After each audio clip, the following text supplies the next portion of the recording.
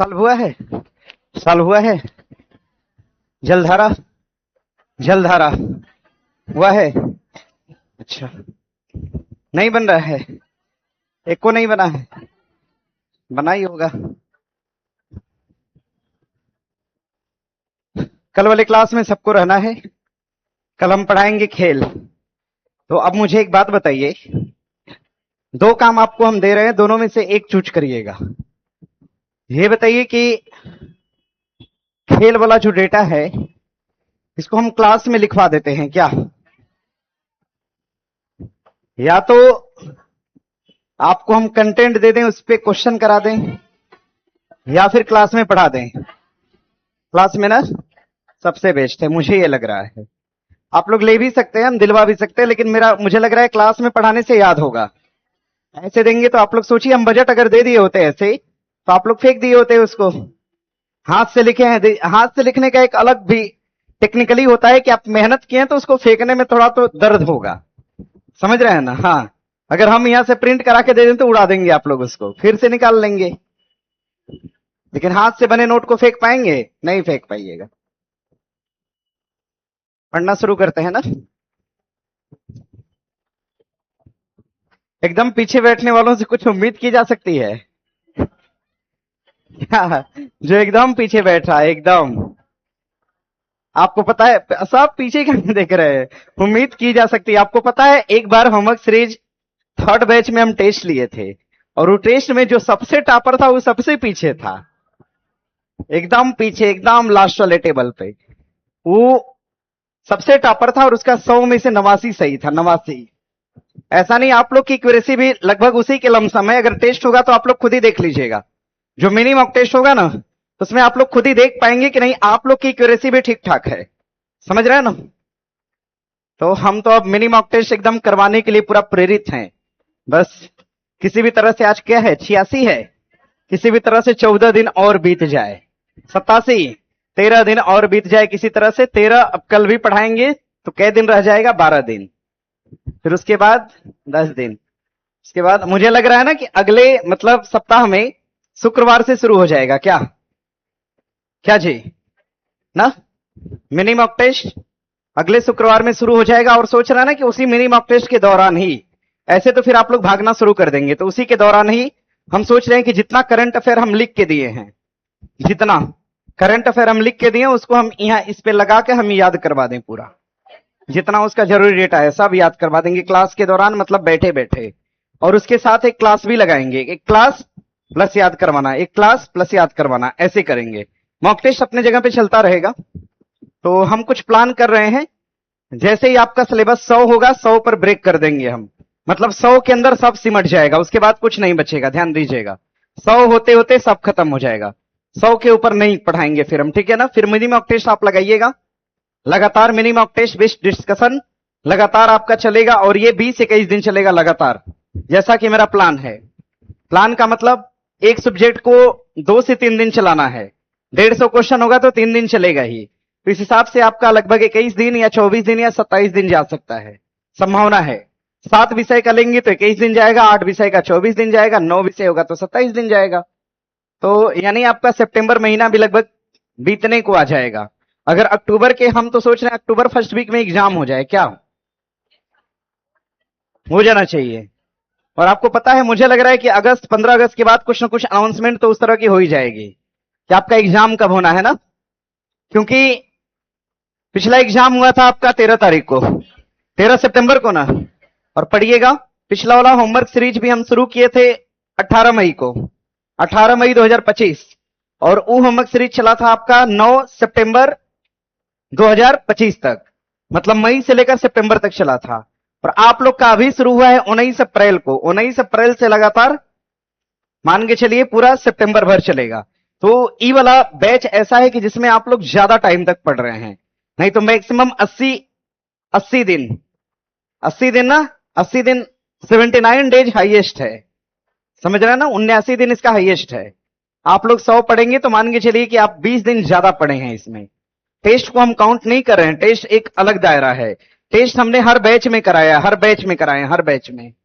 और उसमें current affair का जो क्वेश्चन है 500 क्वेश्चन, इसको हम कराने के लिए बोले थे, तो ये हम आपको एग्जाम के दौरान कराएंगे। एग्जाम के दौरान करंट अफेयर का 500 क्वेश्चन, 100 से 200 क्वेश्चन बिहार स्पेशल का, और फिजिक्स और केमिस्ट्री का और बायोलॉजी का क्वेश्चन। ये सब हम आपको एग्जाम के दौरान बहुत बेहतर तरीके से कराएंगे, ताकि आप रिवीजन कर लें क्लास के दौरान। समझ रहे हैं ना? जैसे पिछली बार मैंने पढ़ाया था 19 घंटा का वीडियो, इस बार भी 20-25 घंटा पढ़ा देंगे लगातार, आपके रिवीजन के काम में आ जाएगा। ट्रेन से जाइएगा, रिवीजन करिएगा प्रॉपर। रिवीजन में एक बेनिफिट ये होता है कि हम जो भी पढ़ाते हैं सब पढ़ा देते हैं उसमें, तो बढ़िया आपका रिवीजन हो जाएगा। आइए पढ़ना शुरू करते हैं। वो लगाए हैं जी जलधारा। अच्छा, ज्ञान भारतम मिशन कुछ कह रहे हैं क्या? और मन में कुछ इच्छा होती है तो बोल दिया करिए, नहीं है ना? अरे कोई अंतः मन से इच्छा नहीं ना निकल के आ रही है। हाँ, क्योंकि आप लोग से भी ठीक हम सोच के आ चुके होते हैं। हाँ, जिस दिन हम आप लोग से कम सोचेंगे। अच्छा, ये सोचिए कि चिंता आप लोग को करनी चाहिए लेकिन हमको होता है, हैं? ये सब रूम पे चिल्ड मार रहा होता है एकदम। कहाँ है? क्या नहीं पढ़े होंगे? हाँ हाँ, तो यूपीएससी का क्वेश्चन है तो नंबर कम होगा ही। यूपीएससी का क्वेश्चन वही होता है, लेकिन बस उसका पूछने का तरीका अलग होता है। वो पूछेगा धन विधेयक, लेकिन ऐसा पूछ देगा कि किसी को आएगा ही नहीं। समझ रहे हैं ना? जब तक कोई अलग व्यक्ति उसमें दिमाग ना लगाए। अब हमको अकेले करना होगा।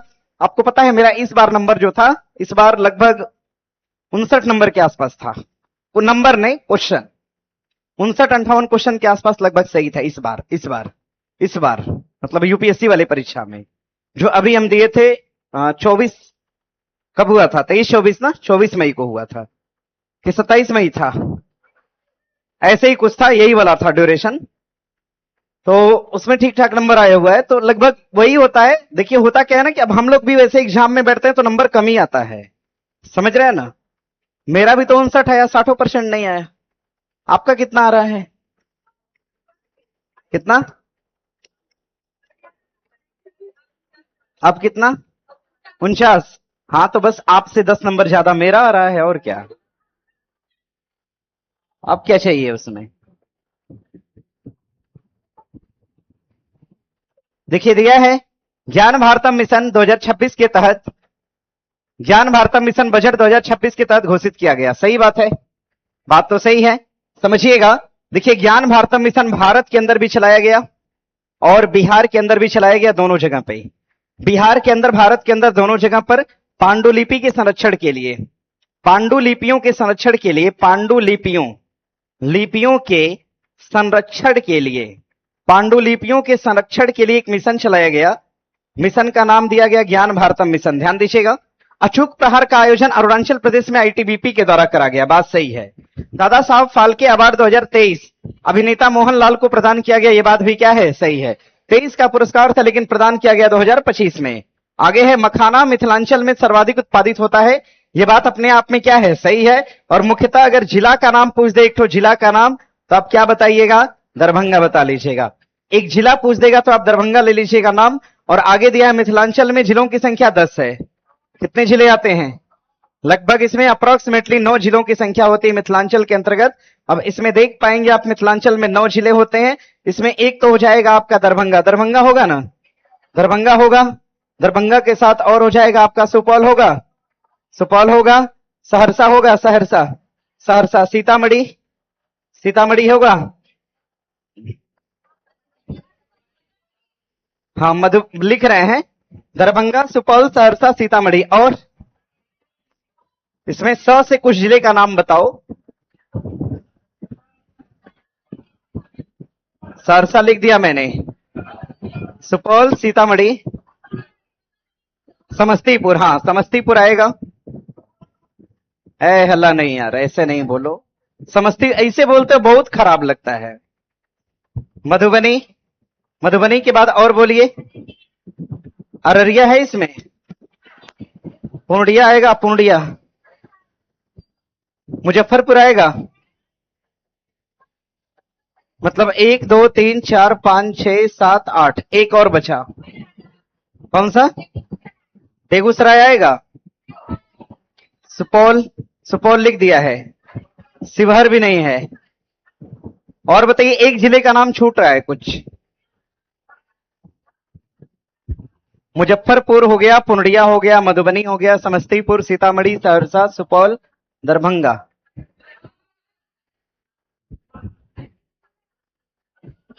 एक जिला छूट रहा है, बेगूसराय।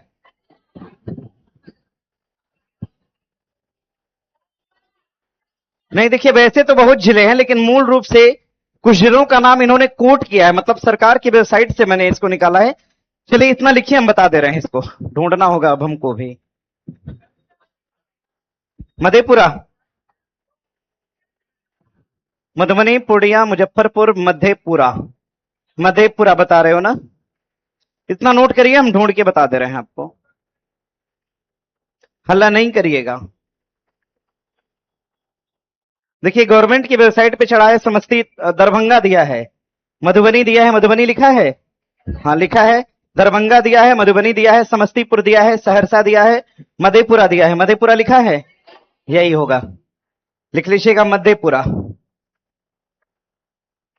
मधेपुरा ही गवर्नमेंट की साइट पे, बिहार गवर्नमेंट पे मधेपुरा है। और मधेपुरा के बाद आपका हो जाएगा पूर्णिया। पूर्णिया भी है ना, सीतामढ़ी भी है, ठीक है, यही है 9 जिले। ये मुख्य रूप से मिथिलांचल के क्षेत्र के लिए जाने जाते हैं, और ये गवर्नमेंट की साइट पे है, बिहार गवर्नमेंट पर है ये, वहीं से डेटा मैंने लिया है, बिहार गवर्नमेंट की साइट पर है ये देख लीजिएगा, इसको देख लीजिएगा। और हाँ, मखाना की बात करेंगे, सर्वाधिक प्रोडक्शन वाला जिला कौन सा हो जाएगा? दरभंगा। और भैया अगर हम मखाना की बात करते हैं, मखाना, मखाना के लिए महोत्सव कहां पर मनाया गया? तो मखाना महोत्सव कहां पर? पटना में। मखाना महोत्सव कहां? पटना। और 2026 में इसका आयोजन किया गया, मखाना महोत्सव का, पटना। और मखाना महोत्सव की बात करेंगे 2025 वाला कहां पर? बेंगलुरु में। कहां पर? बेंगलुरु के अंदर। इस बात को याद रखिएगा। मखाना की बात करेंगे तो मखाना का निर्यात किया गया, निर्यात, मखाना का निर्यात कहां किया गया? ऑस्ट्रेलिया। कहां पर किया गया? ऑस्ट्रेलिया के क्षेत्र में। बिहार सरकार ने कहा कि मखाना की प्रोडक्शन को अब हम बढ़ाएंगे और इसका निर्यात करेंगे। मखाना को जीआई टैग दिया गया, कब? सन 2022 में दिया गया था। इतना ध्यान दीजिएगा। अब बढ़ेंगे यहां से आगे। मखाना के लिए बोर्ड बनाने की बात किस बजट में करा गया? 25 और 26। और मखाना का बोर्ड कहां बना? तो पूर्णिया में बनेगा। इसका उत्तर क्या हो जाएगा? इसका उत्तर हो जाएगा डी। 10 दिया है, 10 नहीं बल्कि 9 होना चाहिए। आगे प्रश्न है कि देश का पहला चिड़ियाघर जहां बाघ और शेर दोनों के लिए ग्लास ब्रिज बनाया जाएगा, कहां पर? पटना। पटना जू मतलब संजय गांधी उद्यान। संजय गांधी उद्यान पहले था, इसका नाम पहले ये था, लेकिन अब इसका नाम बदल कर क्या कर दिया? तो अभी इसका नाम क्या हो गया है? तो पटना जू हो गया है। ध्यान दीजिएगा, ये है आपका सेखा। अगर हम सेखा की बात करेंगे, सेखा, सेखा कहां पड़ता है? अलीगढ़ में। कहां पर? अलीगढ़ मतलब कहां? उत्तर प्रदेश के अंदर। नागी पक्षी विहार कहां है? जमुई। और भरतपुर पक्षी अभ्यारण्य कहां? राजस्थान। कहां पर होगा? राजस्थान हो जाएगा। बाघ और शेर के लिए ग्लास ब्रिज लिख लीजिएगा, पटना जू के अंदर स्थापित करने की बात की गई। पटना जू नवीनतम नाम है संजय गांधी नेशनल उद्यान का। अब देखिए यहां से सवाल पूछेगा, भारत का पहला ग्लास ब्रिज, भारत का पहला, भारत का पहला ग्लास ब्रिज, भारत का पहला ग्लास ब्रिज, भारत का पहला ग्लास ब्रिज स्थापित करा गया कहां पर? तो ध्यान दीजिएगा, सुनिए ना, उत्तराखंड में, उत्तराखंड में और बिहार के अंदर स्थापित करा गया पहली बार। कहां? तो राजगीर के अंदर। कहां पर? राजगीर के अंदर। यह ध्यान दीजिएगा। यहां से देखिए सवाल बन सकता है, क्वेश्चन हो सकता है यहां से, इसको ध्यान में रखिएगा। इतना देख लीजिए। सेखा के लिए पूछेगा उत्तर प्रदेश बता लीजिएगा। पटना जू कहां है? बिहार के अंदर। भरतपुर राजस्थान के अंदर। नागी कहां हो जाएगा? बिहार के अंदर, जमुई में हो जाएगा। आगे प्रश्न है, प्रश्न दिया है, निम्नलिखित कथनों पर विचार करिए। पटना में वाटर मेट्रो के संचालन के लिए बिहार सरकार के पर्यटन विभाग और भारतीय अंतर्देशीय जलमार्ग प्राधिकरण के बीच समझौता किया गया। बात तो सही है। अंतरराष्ट्रीय जलमार्ग प्राधिकरण और बिहार सरकार का पर्यटन विभाग ने समझौता किया कि हम वाटर मेट्रो चलाएंगे। और वाटर मेट्रो कहां से कहां तक चलेगी? दीघा से कहां? कंगन घाट। दीघा से कहां जाएगी? कंगन घाट। दीघा से कहां जाएगी? दीघा से जाएगी कहां? गाय घाट। और इसमें गाय घाट के साथ पड़ेगा आपका, गाय घाट पड़ेगा और इसमें गांधी घाट पड़ेगा। गाय घाट पड़ेगा, गांधी घाट पड़ेगा और इसमें कंगन घाट पड़ेगा। कंगन घाट, ये सब है ना जी? कंगन घाट पड़ेगा, गाय घाट, गांधी घाट और कंगन घाट। इसके 4 स्टाफ होंगे, देखिए ध्यान दीजिएगा। और यही 4 स्टाफ होंगे, मतलब पहला भी सही है, दूसरा भी ठीक है, तीसरा भी ठीक है, सभी सही है। बना लीजिएगा, इसको बनाइए। देखिए यहां से क्वेश्चन है, बिहार का बजट आप लगातार पढ़ते रहिएगा, वहां से ठीक ठाक क्वेश्चन आपके एग्जाम में मिलेंगे। आगे प्रश्न दिया है, निम्नलिखित कथनों पर विचार करिए। बिहार के बोधगया में पीएम विश्वकर्मा योजना और राष्ट्रीय एससी एसटी मेगा कॉन्क्लेव का आयोजन किया गया। ये तो बात सही है। अगर हम गया की बात करते हैं, गया, बिहार के गया की अगर बात करेंगे, गया के अंदर रबर डैम बना है ना, रबर डैम। रबर डैम कहां पर बना है? गया के अंदर। नदी का नाम क्या है? किस नदी पर बना है? फल्गु पर ना, फल्गु नदी पर बना है रबर डैम। फल्गु नदी पर रबर डैम स्थापित करा गया है गया के अंदर। और ध्यान दीजिए एक बात, यहीं से गया की बात करेंगे तो विष्णुपद मंदिर, सवाल बनेगा विष्णुपद मंदिर कहां पर है? विष्णुपद मंदिर या विष्णुपद कॉरिडोर भी कहां हो जाएगा? तो गया के अंदर हो जाएगा, ध्यान दीजिएगा। आगे गया नदी, गया के अंदर नदी है फल्गु, और फल्गु नदी के बालू का प्रयोग किया गया राम मंदिर के निर्माण में। इसका आयोजन एमएसएमई के द्वारा किया गया। ये बात अपने आप में सही है। मतलब अगर देखा जाए तो एक और दो कथन क्या है? तो सही है। आगे प्रश्न दिया है कि बिहार के राजगीर में भूटान बौद्ध मंदिर स्थापित किया गया है। सही है ना? भूटान बौद्ध मंदिर के नाम से मंदिर स्थापित करा गया बिहार के राजगीर में। और सवाल बनेगा कि खेल का स्टेडियम कहां पर बनाया गया? तो खेल स्टेडियम बिहार में स्थापित करा गया। खेल स्टेडियम कहां पर? राजगीर के अंदर। राजगीर खेल स्टेडियम के नाम से जाना गया। और बिहार की पहली महिला फीडे मास्टर का नाम क्या हो जाएगा? मारिया फातिमा। क्या नाम होगा? मारिया फातिमा। और प्रधानमंत्री स्वनिधि योजना का कार्यकाल बढ़ाकर 30 और 31 तक कर दिया। ये बात भी क्या है? सही है। अच्छा, प्रधानमंत्री स्वनिधि योजना कब आई थी? कब योजना को लाया गया? 2020 में योजना को लाया गया। और योजना किसके लिए थी? Street vendor. किसके लिए थी? स्ट्रीट वेंडर के लिए योजना थी। और इसमें कितना पैसा दिया जाना था? 10,000। कितना पैसा? 10,000। कितने माह के लिए? 3 माह के लिए। कोई ब्याज लगेगा क्या? नहीं। कहा गया इसकी राशि को बढ़ाकर कितना कर दिया? 30,000। कितना कर दिया? 30,000। इसका कार्यकाल बढ़ाकर कितना कर दिया? 30 और 31। 2030 और कब तक कर दिया? 2031 तक कर दिया। मतलब अगर देख पाएंगे कौन सा गलत है तो कोई गलत नहीं है, मतलब सब सही है। आगे प्रश्न है, प्रधानमंत्री धन धान्य योजना के संदर्भ में सही कथनों का चयन कीजिए। 16 जुलाई 2025 को 5 वर्षों की अवधि के लिए शुरू करा गया। ये बात क्या है? सही है। इसका उल्लेख बजट 2024-25 में नहीं है भैया। इसका उल्लेख किसमें है? तो बजट सन 2025 और 2026 में है। इसका उल्लेख बजट 2025 और 2026 में है। इसके तहत कहा गया कि इसमें अधिक फसल उत्पादन वाले 100 जिलों को शामिल किया गया। नहीं, ये बात भी क्या है? गलत। प्रधानमंत्री धन धान्य योजना से कितने किसानों को लाभ होगा? कहा गया किसानों को लाभ होगा 1 पॉइंट कितना? 7 करोड़। 1.7 करोड़ किसानों को लाभ होगा। और कहा गया योजना कम उत्पादकता वाले 100 जिलों में, कम उत्पादकता वाले 100 जिलों में, कम उत्पादकता वाले 100 जिलों में लागू करने की बात की गई। कम उत्पादकता वाले 100 जिलों में योजना को लागू किया गया, ऐसा कहा गया। और ध्यान दीजिएगा 1.7 करोड़, 1.7 करोड़ किसान को लाभ होगा। और अगर हम बजट की बात करेंगे 2025 और 26, यानी दूसरा और तीसरा स्टेटमेंट हमारा क्या है? गलत। पहला आपका सही हो जाएगा। पूछा क्या है? कौन सा सही है ना? केवल एक सही है। बनाइए। धन धान्य योजना की बात करेगा, बना लीजिएगा। देखिए, अगर किसान के बारे में बात करेगा आपसे, किसान, अगर किसान के संबंध में बात करेगा, किसानों के लिए योजना थी पीएम कुसुम योजना, प्रधानमंत्री कुसुम योजना। पीएम कुसुम योजना, इसका संबंध किससे है? तो सिंचाई से। किससे होगा? सिंचाई से। यह भी किसानों की योजना है। किसानों के लिए नेशनल एग्रीकल्चर मार्केट लाया गया, यानी नाम लाया गया। इसको हम बोलते हैं राष्ट्रीय कृषि बाजार।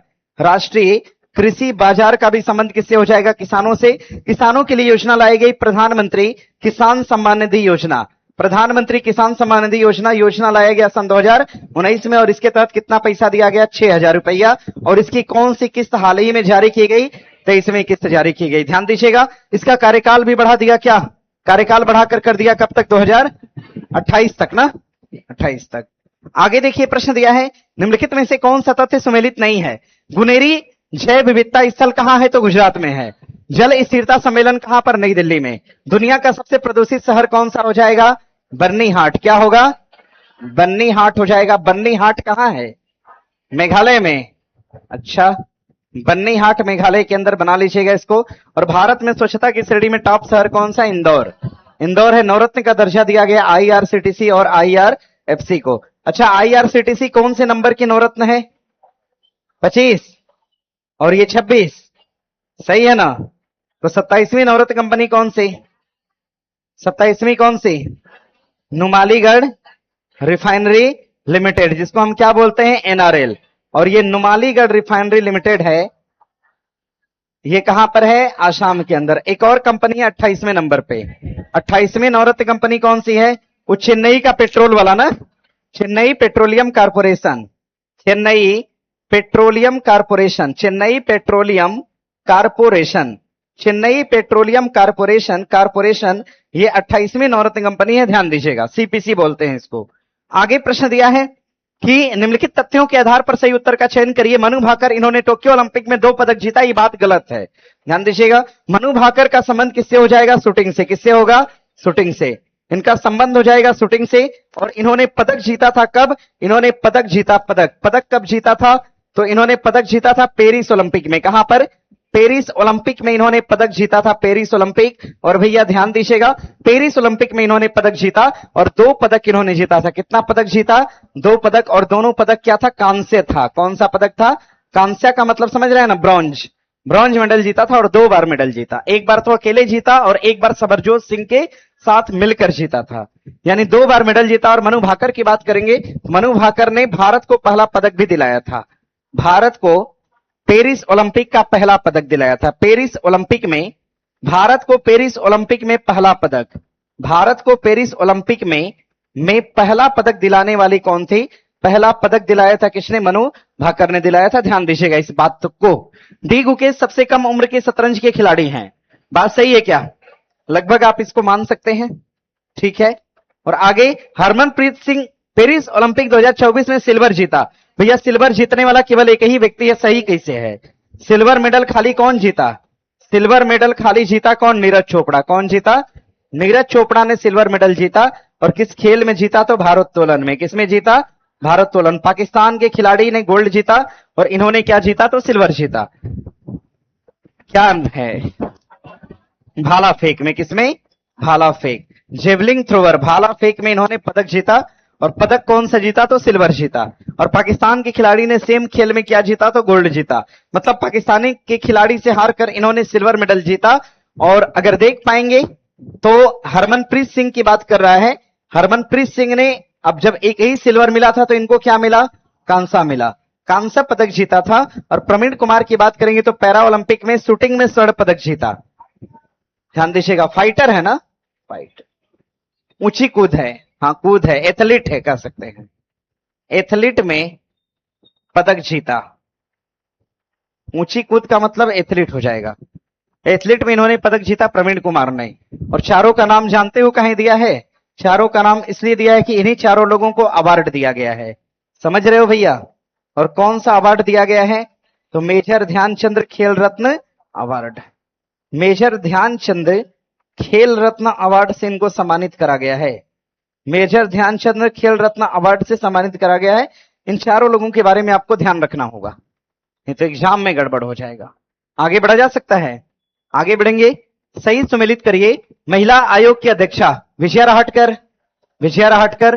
23वें विधि आयोग के अध्यक्ष कौन है? दिनेश महेश्वरी। 15वां सीएजी कौन बने? तो संजय मूर्ति। और एफआईसीसीआई शैलेश पाठक ना, फिक्की बोलते हैं इसको। एफआईसीसीआई के सचिव कौन? शैलेश पाठक। मतलब 2, 1, 4 और 3, 2, 1, 4 और 3, मतलब उत्तर बना लीजिएगा, सी हो जाएगा। आगे बढ़िएगा। प्रश्न दिया है कि निम्न कथनों के आधार पर सही उत्तर का चयन करिए। बीसीसीआई की स्थापना के संबंध में अगर बात करेगा तो बीसीसीआई की स्थापना कब होती है? स्थापना होती है वर्ष 1928। स्थापना कहां से करा गया था? मुंबई से। कहां से? मुंबई। स्टेडियम का नाम क्या होगा? Wankhede stadium, Wankhede stadium, Wankhede stadium में इसका हेडक्वार्टर होगा। और स्थापना 1928। बीसीसीआई के अध्यक्ष की बात करेगा, हेड, बीसीसीआई के हेड हो जाएंगे मिथुन मिन्हास। कौन होंगे? मिथुन मिन्हास इसके अध्यक्ष हो जाएंगे। मिथुन मिन्हास बीसीसीआई के हेड। बीसीसीआई का उपाध्यक्ष कौन होगा? तो ध्यान दीजिएगा, राजीव कुमार। कौन हो जाएंगे? राजीव कुमार हो जाएंगे इसके उपाध्यक्ष। और सवाल पूछेगा बीसीसीआई का सीईओ कौन होगा? तो बीसीसीआई का सीईओ हो जाएगा देवजीत सौकिया। क्या नाम है? हाँ, देवजीत सौकिया। देवजीत सौकिया इसके हो जाएंगे सीईओ, याद रखिएगा, देवजीत सौकिया। अगर हम आगे बात करेंगे आईसीसी के अध्यक्ष कौन है? तो जैसा। और कब से हैं? 2024 से हैं, 2024 से आईसीसी के हेड। और सीबीआई के अध्यक्ष कौन है? श्रीनिवासलू शेट्टी। और एनजीटी के अध्यक्ष तुहिन कांत पांडे नहीं है, कोई नाम है प्रकाश। क्या? प्रकाश, प्रकाश श्रीनिवास श्रीवास्तव, प्रकाश श्रीवास्तव बना लीजिएगा। इसके अध्यक्ष हो जाएंगे प्रकाश श्रीवास्तव। प्रकाश श्रीवास्तव इसके हो जाएंगे अध्यक्ष। और ध्यान दीजिएगा, तुहिन कांत पांडे का संबंध किससे था? सेवी से रहा था। राष्ट्रीय मानवाधिकार के अध्यक्ष कौन हो जाएंगे? तो वी सुब्रमण्यम हो जाएंगे। तो अगर आप एक तरह से देख पाइएगा, अगर इसको देख पाइएगा तो इसका ठीक उत्तर पहला तो आपका गलत हो जाएगा, दूसरा क्या है? सही है, तीसरा भी सही है, चौथा भी सही है, पांचवा क्या है? गलत। और चौथा आपका गलत है। चौथा क्या है? गलत है। चौथा गलत, पांचवा क्या है? सही है। तो मतलब सही पूछा है ना? 2, 3 और 5, 2, 3 और 5 लिखिएगा। 2, 3 और 5 सही है। क्या भैया? कहा? यहां नहीं, काहे चेंज करवाएंगे आप अपने मन से? किधर? कहां उपाध्यक्ष बोला है?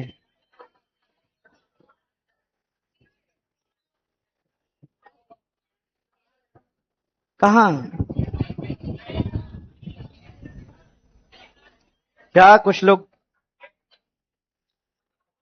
तो यह आपका पैमाना के संदर्भ में निम्नलिखित कथनों पर विचार करिए। पैमाना केंद्रीय सांख्यिकी और कार्यक्रम कार्यान्वयन मंत्रालय यानी ministry of static and programme एक तरह से है आपका प्रोग्राम इंफ्रास्ट्रक्चर का मंत्रालय है के द्वारा विकसित एक प्रकार का वेब आधारित पोर्टल है जिसको हम नाम क्या देते हैं? पैमाना। केंद्रीय सांख्यिकी और कार्यक्रम कार्यान्वयन मंत्रालय का एक प्रकार का पोर्टल है या केंद्रीय क्षेत्र की चल रही और संरचना परियोजनाओं की निगरानी करेगा। यह बात सही है। मतलब देख लीजिएगा, दोनों कथन अपने आप में सही होगा, बना लीजिएगा। केंद्रीय सांख्यिकी और कार्यान्वयन मंत्रालय का ये एक प्रकार का पहल है और ये अवसंरचना के निर्माण की जानकारी रखेगा। दोनों कथन ठीक है। आगे दिया है बैंकर्स बुक एविडेंस बिल 2026 के संदर्भ में निम्नलिखित कथनों पर विचार करिए। या बैंकर्स की पुस्तकों की इलेक्ट्रॉनिक और डिजिटलीकरण रिकॉर्ड को स्वीकार्य, वैध और कानूनी रूप से करने योग्य साक्ष्य के रूप में मान्यता प्रदान करता है। यह बात अपने आप में क्या है? सही है। और दिया है कि इनसे बैंकर बुक एविडेंस एक्ट 1891 का स्थान लिया है। जितने भी बैंकर्स होते हैं मतलब बैंक के शीर्ष अधिकारी, अगर वो कोई किताब लॉन्च करते हैं तो उनको देश की जीडीपी के बारे में प्रॉपर पता होता है। तो कहा गया पहले उनकी किताबों को रोका जाता था, जैसे सेना के अधिकारी हो गए, बैंक के अधिकारी हो गए, सीएजी हो गए, अगर वो कोई दस्तावेज जारी करते हैं तो उनको रोका जाता था। लेकिन अब कहा गया कि जारी दस्तावेज की समीक्षा करने के बाद उसको क्या करा जाए? तो मान्य किया जाए। और आगे इन्होंने बैंकर्स बुक एविडेंस एक्ट 1891 का स्थान लिया है। ये बात अपने आप में सही है। मतलब दोनों कथन अपने आप में ठीक है। इसको देख लीजिएगा। इन सब पे क्वेश्चन अभी हम और बना के देंगे अगले दिन। आगे प्रकृति ज्ञान धाम नामक पर्यावरण शैक्षिक केंद्र के संदर्भ में निम्नलिखित कथनों पर विचार करिए। यह शैक्षिक केंद्र का उद्घाटन कहां करा गया? तो लखनऊ में किया गया। अगर हम लखनऊ की बात करेंगे तो भारत का पहला एआई शहर कौन सा हो जाएगा? तो एआई शहर लखनऊ है। एआई उद्योग की बात करेगा तो यह भी कहां पर? लखनऊ के अंदर। जनेश्वर मिश्रा पार्क कहां पे है? तो ध्यान दीजिएगा, जनेश्वर मिश्र पार्क कहां पे हो जाएगा? लखनऊ। एशिया का सबसे बड़ा पार्क कौन सा? जनेश्वर मिश्रा पार्क है।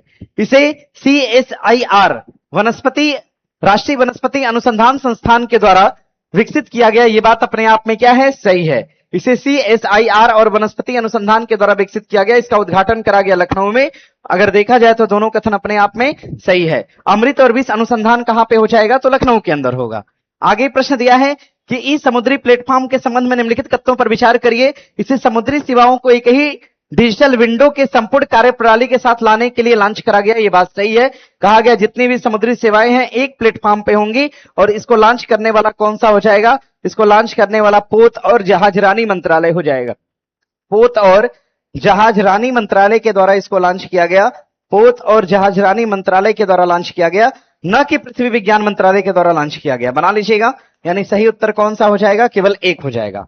आगे प्रश्न दिया है कि भारत द्वारा हाल ही में अरुणाचल प्रदेश के स्थानों को उसके मानक नामों से चिन्हित किए जाने के संदर्भ में निम्नलिखित कथनों पर विचार करिए। हाल ही में भारत ने आधिकारिक भारतीय मानचित्र पर अरुणाचल प्रदेश के 27 स्थान को उनके मानक नामों से चिन्हित किया है, जिसमें चिन्हित स्थानों में सांभो सरोवर भी शामिल है। यह बात क्या है? सही है। और जितने भी स्थान है सब विवादित है। नेफा के क्षेत्र के स्थान है, सब चीन से विवाद है, म्यांमार से विवादित है। और उन सभी स्थानों को चिन्हित करके भारत ने कहा कि ये स्थान मूल रूप से अरुणाचल प्रदेश के हैं। तो अगर देखा जाए तो दोनों कथन क्या होगा? सही होगा। आगे देखिए प्रश्न दिया है, हाल ही में खबरों में रहे जोला, रिजला और पुकुरला, थांगला, ये सभी दर्रा कहां पे हो जाएगा? लद्दाख में है, सिक्किम में है, जम्मू कश्मीर या अरुणाचल में? ये कहां पर है? अरुणाचल में ना? अरुणाचल में है। अरे अभी तो कहा गया अरुणाचल प्रदेश के मैक्सिमम हिस्सों को कहा गया कि ये भारत अरुणाचल प्रदेश का हिस्सा है। उन्हीं में से कुछ स्थान यहां पे है, कुछ स्थान आपका यहां पे है। उत्तर देख लीजिएगा, बढ़ेंगे यहां से आगे। अगस्त 2026 में किस राज्य ने मिशन क्लाउडेड लेपर्ड का अनावरण किया? तो mission cloud leopard Arunachal Pradesh, Uttarakhand, Himachal या मेघालय? कहां पर? मेघालय। सवाल बनेगा मेघालय से। गारो, खासी और जयंतिया कहां पर है? मेघालय। मेघालय। और ध्यान दीजिएगा इसकी राजधानी कहां पर हो जाएगी? शिलोंग। उत्तराखंड की अगर हम बात करते हैं, अच्छा जीवित जड़ पुल कहां है? जीवित जड़ पुल जिसको यूनेस्को के अंदर शामिल किए जाने की बात की गई, कहां पर? मेघालय। और उत्तराखंड की बात करेंगे तो ग्लास ब्रिज यहीं पर है, स्नो लेपर्ड का कंजर्वेशन सेंटर भी यहीं पर है। और ध्यान दीजिएगा यहीं पर केदारनाथ हेमकुंड साहिब भी है। पहली बार समान सिविल संहिता को लागू करने वाला राज्य कौन सा? उत्तराखंड। हिमाचल प्रदेश के लोक सेवा भवन का नाम बदलकर मनमोहन सिंह के नाम पर रखा गया। सेखा की बात करेंगे, कहां हो जाएगा? अरुणाचल प्रदेश में। और बाकी सेखा नहीं, गुलाव। गुलाव का संबंध कहां से हो जाएगा? अरुणाचल प्रदेश से। सेखा का संबंध कहां से हो जाएगा? यूपी से होगा। गुलाव का संबंध हो जाएगा अरुणाचल प्रदेश से, सेखा का संबंध यूपी से। और अगर हम बात करेंगे अरुणाचल प्रदेश में एक एयरपोर्ट है जिसका नाम क्या हो जाएगा? डेनी पोलो। क्या नाम होगा? डेनी पोलो। अरुणाचल प्रदेश से यही सारी बातें हैं। अरुणाचल प्रदेश के कितने स्थानों को अभी संरक्षित करने की बात किया गया? तो 27। कितने स्थान को? 27 स्थान को संरक्षण देने की बात की गई। और सरकार ने कहा कि स्थान मूल रूप से कहां पे है? तो अरुणाचल प्रदेश में है, जिसपे चीन और म्यांमार दावा करता था। आगे है, हाल ही में लॉन्च किए गए बैंक इन अ बॉक्स के संदर्भ में निम्नलिखित तथ्यों पर विचार करिए। इसका शुभारंभ केंद्रीय गृह मंत्री और सहकारिता मंत्री के द्वारा किया गया। बात तो सही है। ये मंत्री कौन है भैया? अमित शाह जी हैं। अमित शाह इन दोनों मंत्रालय के मंत्री हैं। इसे इंडिया पोस्ट पेमेंट बैंक के लिए लॉन्च करा गया, ये गलत है। लिखिएगा इसे सहकारी और क्षेत्रीय बैंकों के लिए, इसे सहकारी और क्षेत्रीय बैंकों के लिए लॉन्च किया गया। क्षेत्रीय बैंक के लिए, सहकारी और क्षेत्रीय बैंकों के लिए लॉन्च किया गया, न कि पुश पेमेंट बैंक के लिए। मतलब दूसरा कट जाएगा, केवल एक सही है। सही उत्तर बना लीजिएगा, केवल एक होगा। इसको नोट करिए। क्या आप यूपीआई से पेमेंट करने पर भारतीयों से कोई टैक्स लिया जाएगा क्या? नहीं ना, नहीं लिया जाएगा। लेकिन कहा गया कि कुछ कंडीशन में डिस्काउंट देकर लिया जा सकता है। आगे भैया, हाथियों की मृत्यु के कारण हाल ही में सुर्खियों में रहा अबू सिली राष्ट्रीय उद्यान कहां पे है? दक्षिण अफ्रीका में है, केन्या में, नाइजीरिया में या नामीबिया में? ये कहां पे है जी? केन्या में है। बना लेना इसको। और आगे देखिए प्रश्न दिया है, विश्व के स्वदेशी लोगों के लिए अंतर्राष्ट्रीय दिवस कब मनाया गया? तो ये दिवस मनाया गया 9 अगस्त, 10 अगस्त, 5 अगस्त या 1 अगस्त? कब मनाया गया? 9 अगस्त को मनाया गया। 9 अगस्त सन 2026 को मनाया गया। ये अपने आप में थोड़ा जरूरी हो जाता है। अब आएंगे बिहार वाले हिस्से पर। ठीक है, करंट अफेयर बाकी आप रिवीजन करते रहिए ना, रिवीजन। और कल वाली क्लास में, कल तो नहीं दे पाएंगे, शनिवार की क्लास में आपको हम करंट का दे देंगे पीडीएफ। करंट का शनिवार को दे देंगे ताकि सोमवार को उसका होमवर्क मिल पाए। शनिवार को अरे सर पढ़ाएंगे ना, पीडीएफ लेने से भी रोक देंगे? नहीं ना, पीडीएफ तो ऑफिस से मिलेगा। तो हम इसके लिए आपको शुक्रवार को सूचना दे देंगे, शनिवार को मिलेगा या नहीं मिलेगा। शनिवार को ले लीजिएगा ना, तो जो मंडे का होमवर्क होगा उसी पीडीएफ से रहेगा। ठीक है, आगे देखिए प्रश्न है, फरवरी 2023 में बिहार में स्वराज दल का गठन किया गया। बात क्या है? सही है। आगे, बिहार में इसके नेता अनुग्रह नारायण सिंह थे। ये बात भी क्या है? सही है। और स्वराज पार्टी को बिहार में 12 में से 8 सीटें मिली थी। ये बात भी क्या है? सही है। सब बात सही है, मतलब कोई गलत नहीं है। बना लीजिएगा इसको। बिहार स्पेशल ठीक चल रहा है? क्वेश्चन मैच होता है कि नहीं है? नहीं होता? होता है ना, ऐसा हो ही नहीं सकता है कि न हो। आगे दिया है, महात्मा गांधी ने पहली बार बिहार में 1917 में आए थे और दूसरी बार पुनः बिहार की यात्रा इन्होंने 1925 में करा था। बात सही है। यानी महात्मा गांधी बिहार में कितनी बार यात्रा पर आए थे? कितनी बार? 2 बार। कितने को तो पता होगा, 21 बार, लेकिन ये 2 बार आए थे, 17 और कब? 25 में। बिहार में दूसरी यात्रा के दौरान उन्होंने, मतलब महात्मा गांधी ने, जीरादेई को तीर्थ स्थान की संज्ञा दिया और दरभंगा को आधुनिक तीर्थ कहा। क्या कहा? आधुनिक तीर्थ कहा। जीरादेई को कहा कि ये तीर्थ स्थान है और दरभंगा को कहा कि ये क्या है? एक प्रकार का आधुनिक तीर्थ है। ये दोनों बातें अपने आप में क्या है? सही है। बना लीजिएगा, ठीक उत्तर आपका सी हो जाएगा। नोट करिए। अच्छा, ये बिहार स्पेशल जो चल रहा है, पढ़े कि नहीं इसको? अरे पढ़ते समय ये सब दिखता है, दिखता है ना ये सब? चलिए ठीक है। आगे है, मुंगेर में 1922-23 में किसान सभा का गठन शाह मोहम्मद जुबैर और श्री कृष्ण सिंह के द्वारा करा गया था। स्वामी सहजानंद ने भूमिहार ब्राह्मणों को संगठित करने के लिए पटना के समीप बेटा में एक आश्रम की स्थापना करा था। यह बात भी क्या है? सही है। मतलब अगर देखा जाए तो इनमें से कोई गलत नहीं है।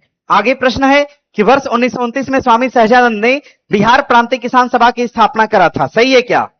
1929 बिहार प्रांतीय किसान सभा, और इसकी स्थापना कहां करा गया था? सोनपुर में। कहां पर? सोनपुर मेला। हाँ या ना बोलो ना।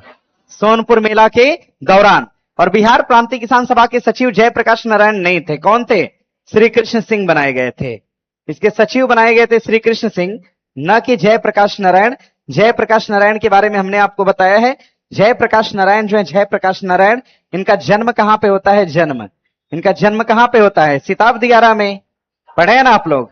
और इनका पूरा कार्यकाल पूछेगा 1902 से लेकर 1900 कब तक? 79। और इन्होंने सक्रिय भूमिका निभाई थी कहां पर? भारत छोड़ो में। भारत छोड़ो के समय इनको जेल में बंद करा गया था, कहां पर? हजारीबाग। हजारीबाग जेल में बंद करा गया और जेल से फरार हो गए कब? दीपावली को। भागने में मदद करा था किसने? रामवृक्ष बेनीपुरी। और आजाद दस्ता को बनाया था भारत छोड़ो के दौरान जयप्रकाश नारायण। संपूर्ण क्रांति का नारा दिया था जयप्रकाश नारायण। युवाओं के लिए गांधी मैदान में संपूर्ण क्रांति आंदोलन को चलाने वाले कौन थे? जयप्रकाश नारायण। किसके आंदोलन के कारण इंदिरा गांधी ने आपातकाल लगाया था? जयप्रकाश नारायण। लोक क्या कहा जाता है इनको? लोकनायक। क्या कहा जाता है? लोकनायक के नाम से किसको जाना गया? जयप्रकाश नारायण। सुरहा ताल का नाम क्या है? जयप्रकाश नारायण। पटना एयरपोर्ट को भी कहा गया जयप्रकाश नारायण एयरपोर्ट। जेपी सेतु किस नदी पर है? तो गंगा पर। कहां पर है? गंगा नदी पर है। देख पाइएगा, पहला तो सही है, पर दूसरा क्या होगा? पूछा क्या है? असत्य पूछा है ना, केवल 2 असत्य है, बना लीजिएगा। आगे प्रश्न है, बिहार प्रांतीय किसान सभा के दूसरे सम्मेलन का आयोजन पटना में किया गया, बात सही है क्या? सही है, सब देखो बोल दिया, सही है। हाँ, कहां पर? गया में।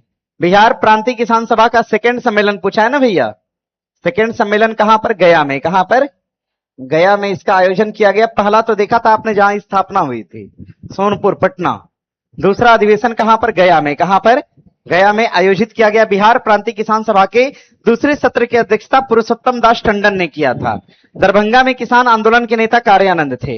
ये बात भी क्या है? सही है। मतलब आप देख पाइएगा तो सही कथन कौन सा है? 2 और 3 सही है। बनाइए, बना है। आगे प्रश्न दिया है कि निम्न में से कौन सा विकल्प ठीक नहीं है? बिहार प्रांतीय किसान सभा के पहले सम्मेलन की अध्यक्षता करने वाले कौन थे? स्वामी सहजानंद। और बिहार प्रांतीय किसान सभा का दूसरा सम्मेलन पुरुषोत्तम दास टंडन। और दिया है बिहार प्रांतीय किसान सभा का तीसरा सम्मेलन सहजानंद। यानी एक तरह से देखा जाए तो कोई गलत नहीं है, मतलब सब सही है। आगे प्रश्न है, 1936 में अखिल भारतीय किसान सभा का गठन हुआ और इसके अध्यक्ष स्वामी सहजानंद और महासचिव कौन थे? एनजी रंगा। कौन थे? एनजी रंगा।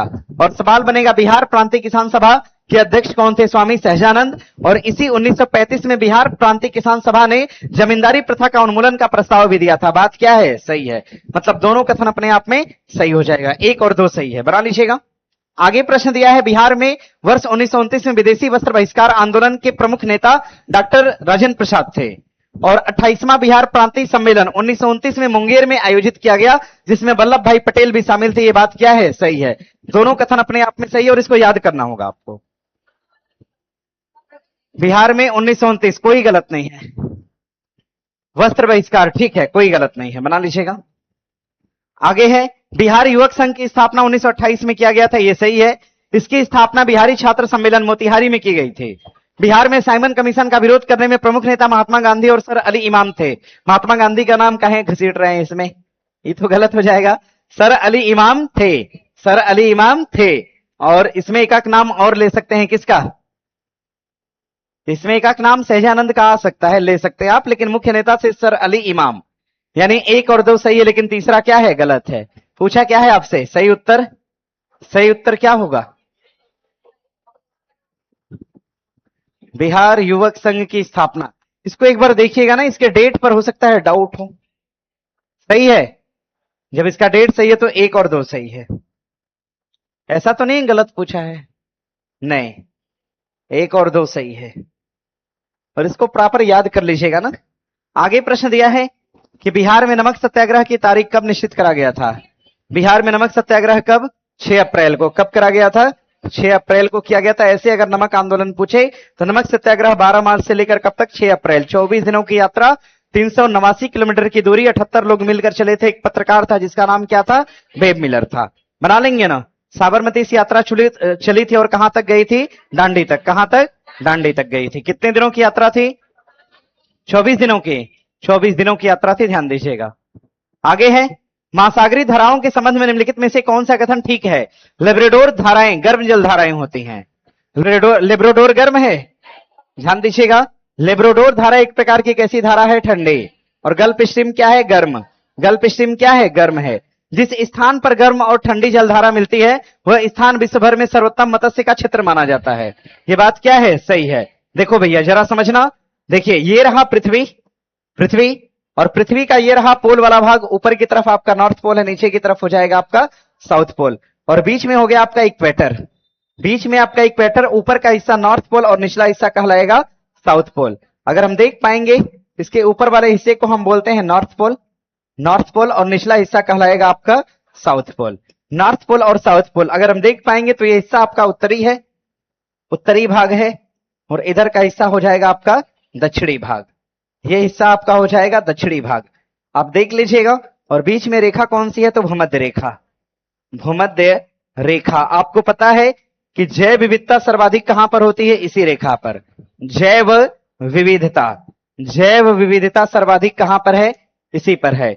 सवाल पूछेगा जैव विविधता अगर ज्यादा है, प्राणियों की विविधता अगर ज्यादा है तो गर्मी पैदा होगी। गर्मी भी सर्वाधिक कहां है? भूमध्य रेखा पर। सवाल पूछेगा जब गर्मी है तो क्या यहां पर बारिश भी होगी? तो वर्षा भी सर्वाधिक कहां होती है? सर्वाधिक पेड़ पौधे भी कहां पर दिखेंगे? सर्वाधिक पेड़ और पौधे, सर्वाधिक पेड़ और पौधे भी कहां पर हैं? तो भूमध्य रेखा पर। कहां पर? जहां पर पेड़ पौधा बारिश गर्मी सब उपलब्धता वहां पर मानव भी निवास करेगा। तो मानव की भी सर्वाधिक संख्या कहां पे है? भूमध्य रेखा पर। कहां पर?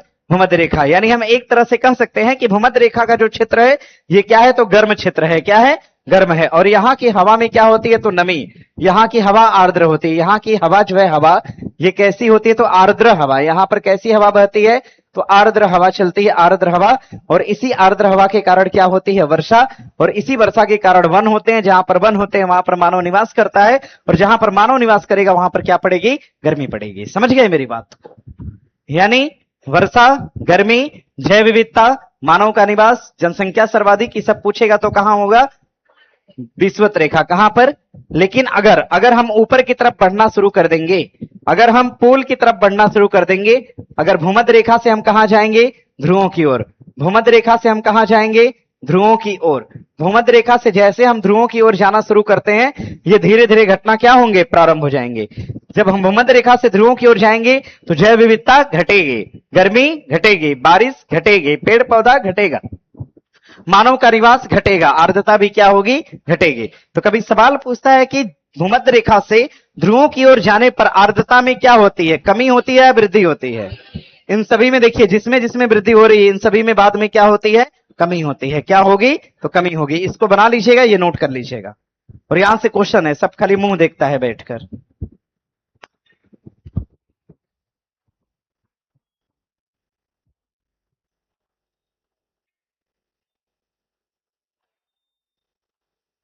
इसको बनाइए।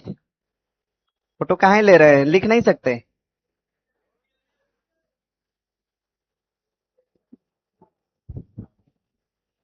क्वेश्चन यहां से डायरेक्ट होता है कि भूमध्य रेखा से इक्वेटर की तरफ जाने पर जैव विविधता पर क्या प्रभाव पड़ेगा? तो ध्रुवों से अगर इक्वेटर पे जाते हैं तो जैव विविधता बढ़ेगी, अगर हम इसका उल्टा कर देंगे तो घटेगी। और ऐसा कहने के पीछे कारण था। भैया ये बताओ कि हमने कहा कि सर्वाधिक गर्मी वाला क्षेत्र कौन सा है? इक्वेटर का। सर्वाधिक गर्मी हमने कहां देखा? इक्वेटर। यानी सबसे अधिक जो गर्म क्षेत्र है, गर्मी वाला क्षेत्र है, ये कहां है? इक्वेटर पे। सर्वाधिक गर्मी का क्षेत्र हमने कहां देखा? इक्वेटर पे देखा। जब गर्मी इक्वेटर पे ज्यादा है, जब यहां पर गर्मी ज्यादा है, जब यहां इक्वेटर के क्षेत्र में गर्मी ज्यादा है, तो गर्म क्षेत्र से अगर कोई हवा उठेगी, गर्म क्षेत्र से अगर कोई हवा उठेगी, गर्म क्षेत्र से अगर कोई हवा उठेगी, गर्म क्षेत्र से अगर कोई हवा उठेगी और ठंडा क्षेत्र में प्रवेश करेगी, तो यहां से उठने वाली जलधारा कैसी होगी? तो गर्म होगी। क्या होगी? गर्म जलधारा। ध्यान दीजिएगा, ऐसी धारा जो इक्वेटर से उठे और पोल की तरफ जाए, जलधारा कैसी होती है? गर्म होती है। लेकिन हमें पता है कि पोल की तरफ सूर्य जाता ही नहीं है, तो पोल पे हमेशा क्या होता है? तो ठंडा। क्या होता है? ठंडा। पोल पर क्या होगा? तो ठंडा। अब ठंडा होता है तो यहां पर क्या जमी होती है? बर्फ जमी होती है। यहां की हवा क्या होती है? शुष्क होती है। हवा कैसी होती है? शुष्क होती है। तो जब यहां से कोई हवा बहकर जाएगी, जब यहां से कोई हवा बहकर जाएगी कहां पर, यहां से कोई हवा बहकर जब जाती है कहां पर, इक्वेटर के पास जब हवा यहां से बहकर आती है तो ये हवा क्या होती है, तो ठंडी होती है। क्या होती है, ठंडी। और इसी को हम बोलते हैं ठंडी जलधारा। क्या बोलेंगे, ठंडी जलधारा। तो सवाल पूछेगा कि ठंडी जलधारा का प्रवाह होता है इक्वेटर टू पोल की pole to equator, pole to कहां, ठंडी जलधारा का प्रवाह पोल से कहां होगा, इक्वेटर। गर्म जलधारा इक्वेटर से कहां, पोल। गर्म जलधारा इक्वेटर से कहां, पोल। ठंडी जलधारा पोल से कहां, इक्वेटर। इसमें कोई दिक्कत किसी को नहीं ना। बस कंसेप्ट याद रखना है कि इधर जनसंख्या ज्यादा है तो गर्मी ज्यादा है। अब गर्म वाले क्षेत्र से कोई हवा उठेगी तो क्या होगी, गर्म ही होगी। और हमेशा ठंडी हवा गर्म हवा की तरफ क्या होती है, तो प्रवेश करती है, ना कि गर्म हवा ठंडी हवा की तरफ जाएगी।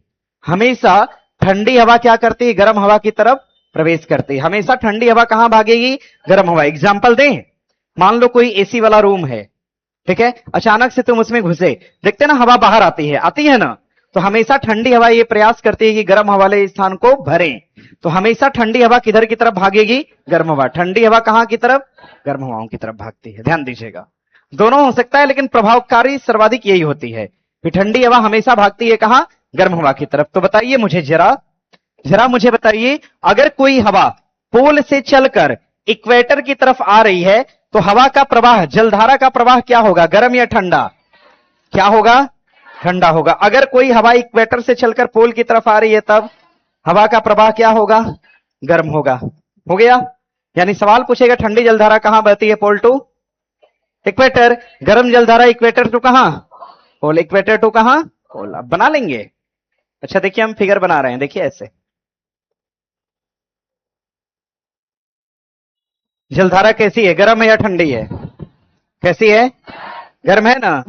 यानी इक्वेटर से चल के कहां जा रही है, पोल। इक्वेटर से कहां, और अब बताइए अब क्या है, क्योंकि पोल से कहां, इक्वेटर में प्रवेश कर रहा है। कोई दिक्कत, जहां पर ठंडी और गर्म जलधाराएं प्रवेश करती हैं एक साथ, जहां पर दो धाराएं एक साथ प्रवेश करती हैं, एक ठंडी धारा और एक गर्म धारा, जहां पर एक कोल्ड ओशियानिक करंट, जहां पर एक कोल्ड धारा और एक हीट धारा, जहां पर एक कोल्ड ओशियानिक करंट यानी कि ठंडी जलधारा, जहां पर ठंडी जलधारा प्रवेश करती है, ठंडी धारा, जहां पर ठंडी धारा प्रवेश करती है, और उसी पार्टिकुलर स्थान पर अगर कोई गर्म जलधारा अगर प्रवेश कर रही हो, अगर उसी पार्टिकुलर स्थान पर कोई गर्म धारा प्रवेश कर रही है, गर्म धारा, तो जो इनके बीच में स्थान बनता है, जो इन धाराओं के मिलने पर स्थान बनता है, स्थान बनता है, इस स्थान को हम बोलते हैं ग्रैंड बैंक। क्या बोलेंगे, इनको हम ग्रांड बैंक का नाम देते हैं, ग्रांड बैंक।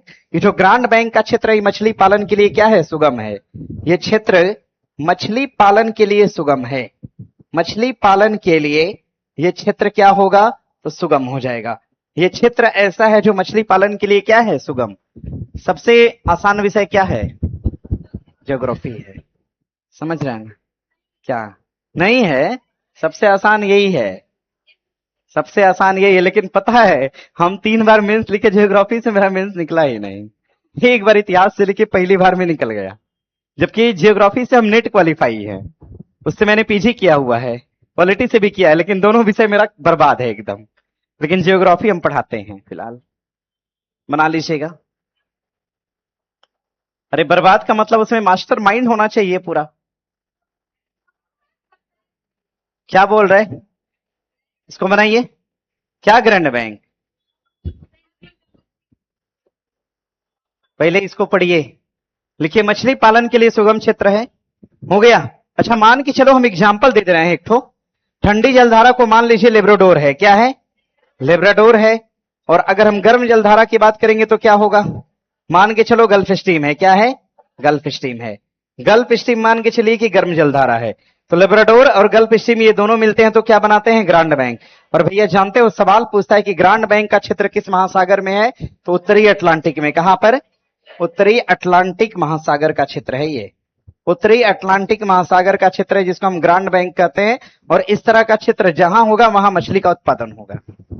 प्रशांत में भी है, जापान के पास, समझ रहे हैं ना, वहां पे भी दो धाराएं आपस में आके मिलती हैं, हम बताएंगे आपको। देख लिए, आइए क्वेश्चन पे। देखिए दिया है लेब्राडोर महासागरी धारा गर्म धारा है, तो गलत है, गर्म नहीं बल्कि क्या है, जिस स्थान पर गर्म और शीत धारा मिलती है उस स्थान को विश्व भर में सर्वोत्तम मत्स्य का क्षेत्र माना गया है। बात क्या है? सही है। पहला तो गलत है, दूसरा क्या है? सही। हमसे सही पूछा है। शीत महासागरीय धाराएं ध्रुवों से प्रवाहित होती हैं। शीत महासागरीय धारा कहां से प्रवाहित होती है? ध्रुवों से। तो ये भी सही है क्या?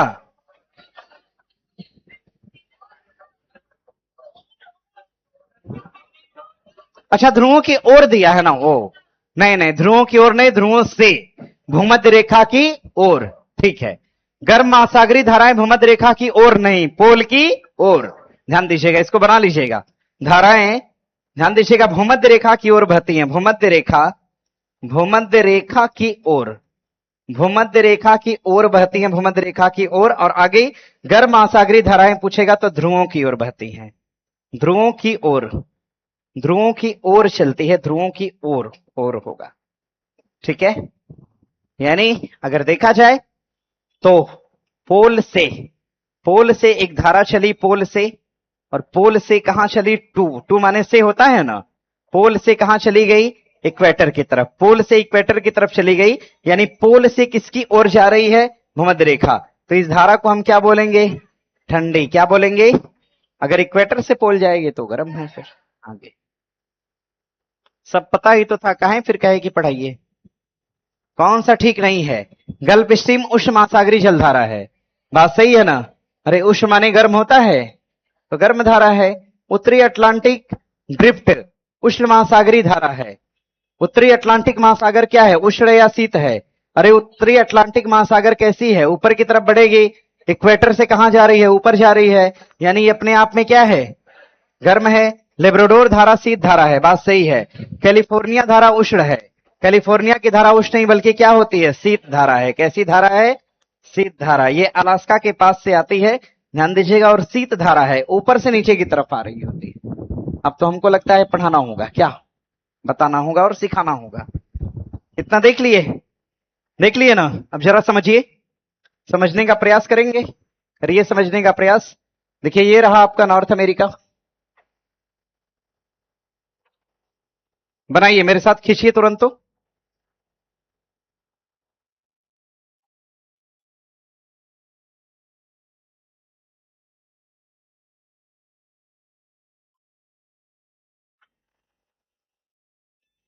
ये हो गया आपका साउथ अमेरिका।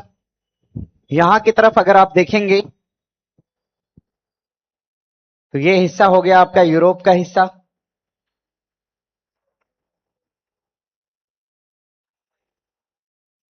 ये हिस्सा आपका यूरोप का हिस्सा हो गया इस तरह से। और यहां पर देख पाएंगे तो ये हिस्सा आपका अफ्रीका हो गया। क्या हो गया? अफ्रीका। यहां से लगा हुआ है ऊपर। ये हिस्सा आपका अफ्रीका का पार्ट हो गया। Africa, Africa.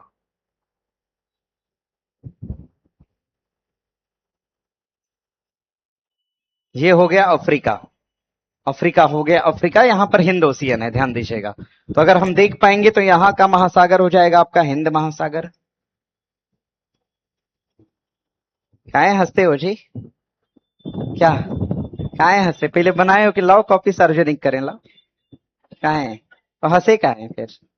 काहे नहीं बना है कि मेरे वाले नक्शे पे हंसे? हाँ, तो मेरे वाले पे हंसोगे तो फिर पूरा कॉपी सार्वजनिक करेंगे फिर। ध्यान दीजिएगा, देखिए ये वाला हिस्सा हो जाएगा आपका उत्तरी अमेरिका। उत्तरी अमेरिका। दक्षिणी अमेरिका होगा। दक्षिणी अमेरिका के बाद ये वाला हिस्सा आपका यूरोप का हो जाएगा, और ये वाला भाग आपका हो जाएगा अफ्रीका। खाली हमको बताना है, आपको कुछ कुछ बातें हैं, अगर हम बता देंगे तो शायद आपके लिए बहुत बेहतर हो जाएगा। देख लीजिएगा ना, वरना नक्शा तो हम लगाए हैं, उस पर भी बता सकते हैं, लेकिन नक्शा वाला नहीं समझ में आता है। अच्छा पहले ही तो सीखो, कितना मेहनत से सब भागता है। मतलब सोचिए, हम वर्ल्ड ज्योग्राफी पढ़ाए हैं, उसमें हम सब नक्शे से पढ़ाए। कोई पढ़ा है वर्ल्ड ज्योग्राफी मुझसे फाउंडेशन बैच में? पढ़े हैं आप लोग? हाँ देखो, ये सब नक्शा लिया है, सब दिखाओ इधर। तो ये सब लाइए, दिखाइए।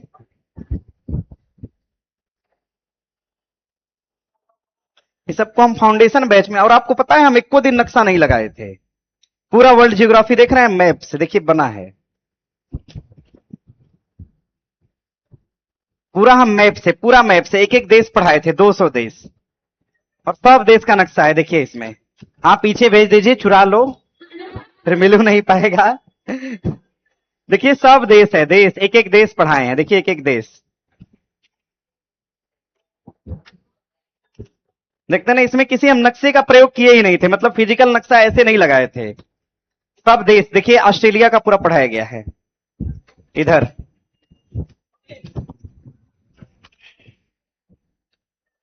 ये देख रहे हैं, ये देखिए ऐसे।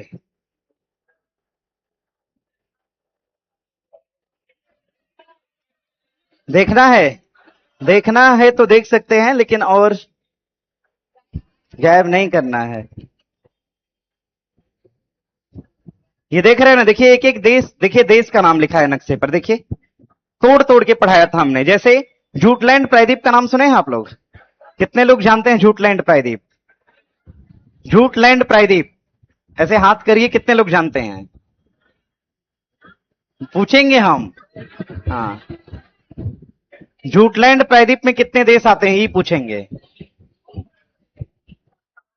रहन दीजिए, 5 बता, हाथ नीचे करिए पहले। 3 वाले हाथ नीचे करिए। 2 आते हैं, नाम बताना होगा। डेनमार्क और गलत है।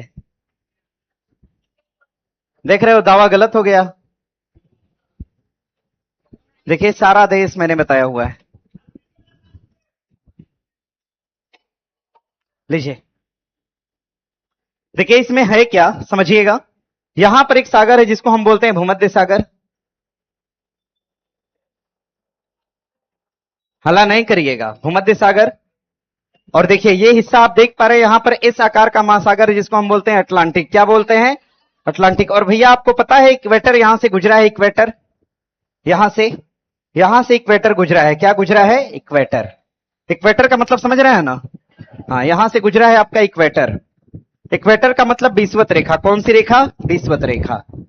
इक्वेटर का मतलब यहां से गुजरा है आपका विषुवत रेखा। विषुवत रेखा यहां से गुजरी है 0 डिग्री पर। और आपको पता है विषुवत रेखा के तुरंत ऊपर की तरफ आएंगे तो हमें कौन सी रेखा मिलेगी? कौन सी रेखा? कर्क रेखा। कर्क रेखा है ना? तो हालांकि हमको कर्क रेखा से मतलब नहीं है। नीचे की तरफ आएंगे तो कौन सी रेखा है? मकर रेखा। कौन सी रेखा? मकर रेखा। आप समझिएगा, हमने आपसे एक बात बताया था कि कोई धारा अगर यहां से चलकर ऊपर की तरफ जा रही है, यानी कहां पर? नॉर्थ पोल, और नीचे की तरफ क्या है आपका? South pole. ऊपर आर्कटिक महासागर, नीचे क्या है? अंटार्कटिक है। तो अगर ऊपर की तरफ कोई हवा यहां से उठकर जा रही है तो क्या है? गर्म है। और कोई ऊपर से हवा नीचे की तरफ आ रही है तो क्या है? ठंडी है। क्या है? ठंडी हवा है, वो ठंडी जलधारा है। तो अगर आप देख पाइएगा तो आपको पता है कि हमारी पृथ्वी जो गति करती है पश्चिम से कहां करती है? पूरब। पश्चिम से कहां करेगी? पूरब। पश्चिम से कहां गति करती है? तो पूरब की ओर गति करती है, पश्चिम से पूरब। कभी ट्रेन में बैठे हैं? ट्रेन में बैठे हैं? ट्रेन से अगर आप सफर कर रहे होते हैं तो आपने देखा होगा कि पानी, पहाड़, पेड़ सब कहां भागता है? पीछे। यानी हम जहां जा रहे हैं उसके कहां? अपोजिट। तो जब पृथ्वी परिक्रमा कर रही होती है तो आपको पता है कि इधर का हिस्सा आपका ईस्ट हो गया। इधर का हिस्सा क्या है? ईस्ट है। इधर वाला पार्ट क्या है आपका? वेस्ट। पृथ्वी परिक्रमा करती है वेस्ट टू कहां? ईस्ट। वेस्ट टू कहां? ईस्ट। जब पृथ्वी वेस्ट टू ईस्ट घूम रही होती है तो इसका पानी ठीक इसके विपरीत आता है। इसका पानी कहां आएगा? तो ईस्ट टू कहां जाएगा? वेस्ट। ईस्ट टू कहां जाएगा? वेस्ट जाएगा। समझ गए इस बात को? इसको समझे? हाँ, ध्यान दीजिएगा। जब पृथ्वी परिक्रमा कर रही होती है तो इसका पानी कहां आता है? तो ईस्ट टू कहां आता है? वेस्ट आता है। यानी पूरब से कहां आता है? पश्चिम। पृथ्वी परिक्रमा करती है जब पश्चिम से पूरब तो इसका पानी घूमता हुआ नजर आता है कहां? पूरब से पश्चिम। और जो ये धारा आप चलता हुआ देख पा रहे हैं, इसमें ऊपर की धारा को हम बोलते हैं उत्तरी विषुवती। क्या नाम देते हैं? उत्तरी विषुवती धारा कहते हैं, उत्तरी विषुवती धारा। और नीचे की धारा को हम क्या बोलेंगे? दक्षिणी विषुवती धारा। कैसी धारा? दक्षिणी विषुवती धारा। समझ गए इस बात को? देखो होता क्या है कि जब ये पानी इधर की तरफ तेजी से आ रहा होता है तो कहीं ना कहीं आके टकराता है। जब ये पानी कहीं ना कहीं से आके टकराता है तो पुनः क्या होता है? वापस लौटता है। पुनः क्या होता है? वापस। जब पुनः वापस लौटता है जलधारा का पानी तो इसको हम प्रति विषुवती क्या बोलते हैं?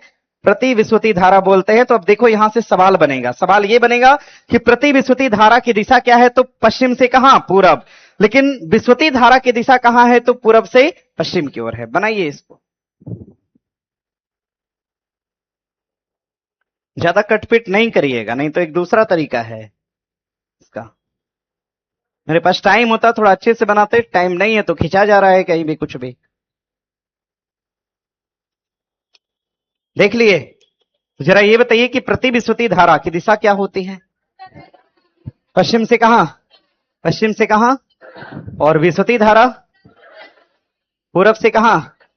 पृथ्वी का घुमाव कहां? पश्चिम से। पृथ्वी का पथ क्या है? पश्चिम से पूरब। लेकिन जलधाराएं पूरब से पश्चिम, पूरब से पश्चिम।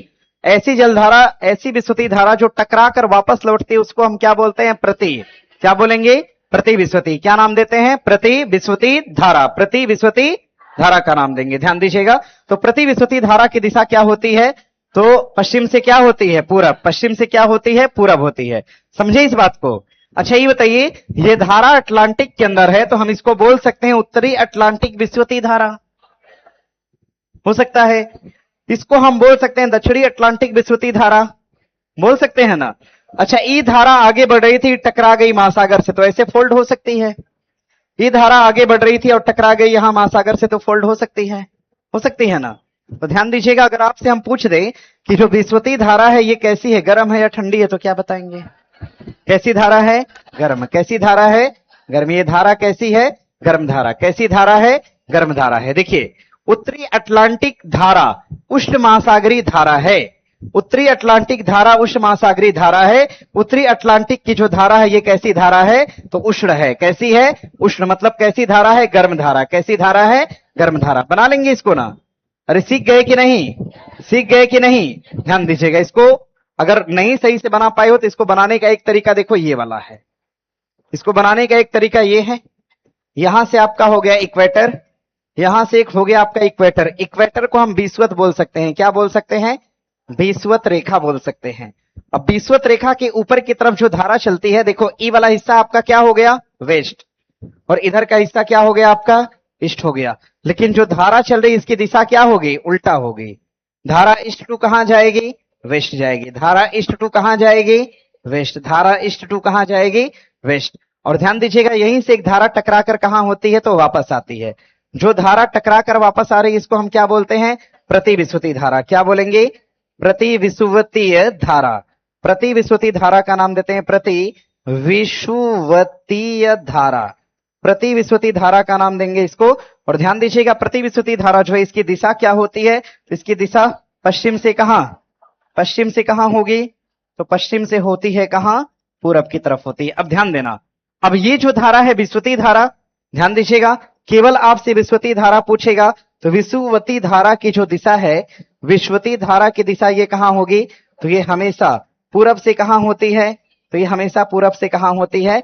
तो पश्चिम की तरफ होती है। अब जो महासागर होगा महासागर का नाम जोड़ लेना, जैसे हिंद, उत्तरी हिंद महासागर विस्वती धारा, दक्षिणी हिंद महासागर विस्वती धारा, उत्तरी अटलांटिक विस्वती धारा, दक्षिणी अटलांटिक विस्वती धारा, उत्तरी प्रशांत विस्वती धारा, दक्षिणी प्रशांत विस्वती धारा। यानी विस्वती शब्द जोड़ दिया, मतलब जलधारा गर्म है या ठंडी है? गर्म है। कैसी है? गर्म। और प्रति विस्वती धारा भी कैसी है? गर्म है। क्या है? गर्म, क्योंकि धारा कहां बह रही है? इक्वेटर पे। कहां पर? इक्वेटर पे। इसमें कोई दिक्कत किसी को नहीं है ना? बताइए, इक्वेटर से अगर हम पोल की तरफ बढ़ेंगे, इक्वेटर से पोल की तरफ जैसे ही धारा देखो आई और ये धारा टकरा गई है ना, टकरा गई तो ये मुड़ गई, टकरा के क्या हो गई? मुड़ गई। जब टकरा के मुड़ी तो इधर किधर की तरफ चली गई? पोल की तरफ। कहां चली गई? पोल की तरफ। जो धारा पोल की ओर जाए वो क्या होती है? गर्म। जो धारा पोल की ओर जाए वो क्या है? गर्म। ये धारा भी मुड़ सकती है, तो ये धारा भी मुड़कर कहां आ गई? पोल की तरफ। कहां पर आ गई? पोल की तरफ। तो ये धारा भी अपने आप में क्या है? गर्म। ये धारा भी अपने आप में क्या है? गर्म। हाँ, कुछ ऐसी धारा होती है जो यहां से उठती है ना, ये धारा यहां से उठी और ऊपर की तरफ चली गई, कहां पर? इक्वेटर की तरफ। तो ये धारा अपने आप में क्या है? ठंडी है। कुछ धारा यहां से उठी और आ गई कहां पर? इक्वेटर की तरफ। तो ये धारा अपने आप में क्या है? तो ठंडी है। क्या है? ठंडी धारा।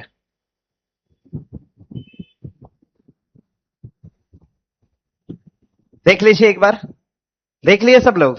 आइए नक्शे पे। कहां नक्शा है? नक्शा ये कैसा है? ये तो वही है जो हम आपको पढ़ा रहे थे। क्या यही है ना?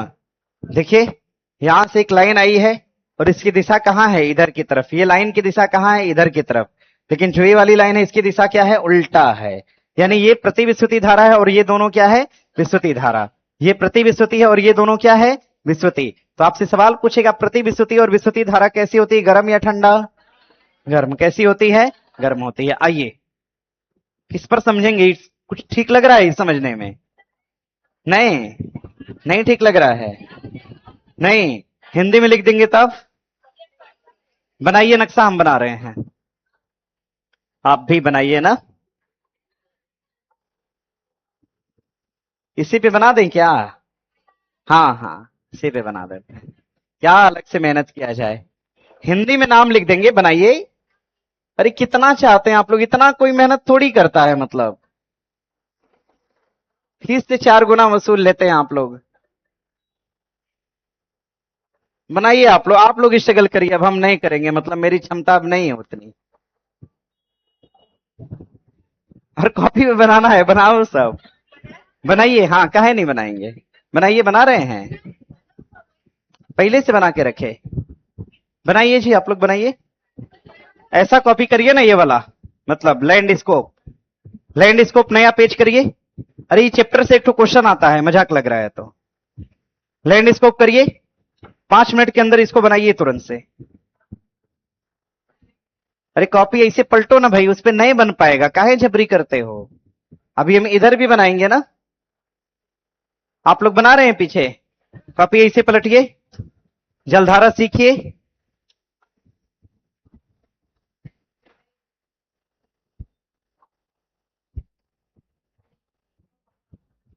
इसको बनाइए, ये वाला बनाइए। कहोगे तो हम ऐसे बना सकते हैं, मतलब ये मत समझना कि आराम ढूंढ रहे हैं।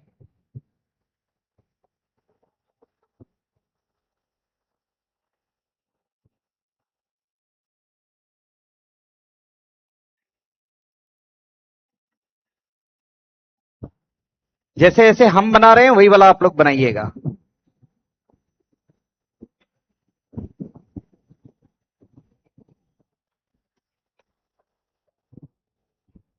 हंसो मत सब, मुझको देखो गुस्सा आ रहा है।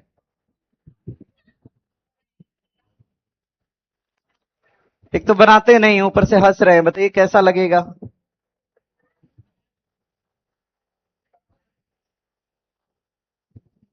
ऐसा बनाइए। ये देखिए यहां पर एक दीप है, इसका काम है अपने को। सब हम हिंदी में लिखेंगे, जितना अंग्रेजी वाला फॉन्ट है ना, सबको हम हिंदी में लिखेंगे, लेकिन आपको बनाना होगा पहले। बनाइए।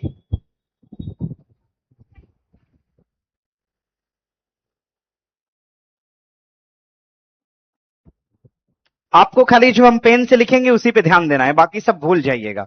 हाँ, समझा देंगे, फिर हम उसको पेन से लिख देंगे, जहां जहां पेन से हम लिखेंगे वहां वहां आप भी नोट कर लीजिएगा। भारत दिख रहा है, यहाँ है भारत।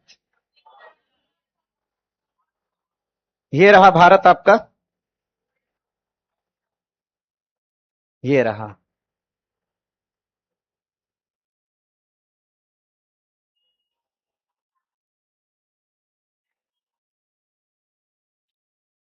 हल्ला नहीं करिए, ये भारत है, इसको बना लीजिएगा।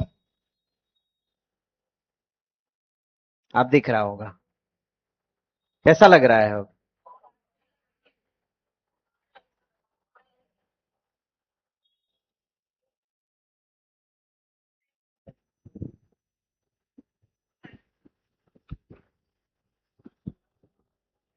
देख लिए? अरे इतना देख पाए? ध्यान दीजिएगा, सुनिएगा, देखिए। आप लोग तो बना लिए होंगे नक्शा, तेजी से बनाइए ना, बनाइए तो हम एक बार पढ़ा देंगे ना, तो ये कभी नहीं भूलता है सब। देखिए ये आपका नॉर्थ अमेरिका हो गया। अगर हम यहां पर आएंगे इस वाले भाग पर, तो ये हिस्सा आपका हो गया साउथ अमेरिका। अगर हम यहां पर देख पाएंगे तो ये जो हिस्सा पर्टिकुलर है, ये कौन सा हिस्सा है, यूरोप का पार्ट है। ये हिस्सा आपका यूरोप है, यूरोप, और इसमें कुछ भाग आपका एशिया भी है, मतलब यूरेशिया है। तो इसको हम ऐसे पुट कर देते हैं, ऐसे। ध्यान दीजिएगा। अब ये वाला भाग आप देख पाएंगे, ये वाला हिस्सा, ये आपका अफ्रीका का हिस्सा है, ध्यान दीजिएगा। और अफ्रीका के हिस्से के बाद अगर हम इधर की तरफ आएंगे, ये वाला पार्ट, तो ये हिस्सा आपका कौन सा, ऑस्ट्रेलिया का भाग है। देखिए ये रहा। यहां पर देखिए जापान है कुछ भाग में, जापान का भी हमें काम है जलधारा पढ़ने में। यहां देखिए जापान है, ये वाले भाग में जापान, जापान है, जापान को बना लीजिएगा। जापान है, जापान, जापान है।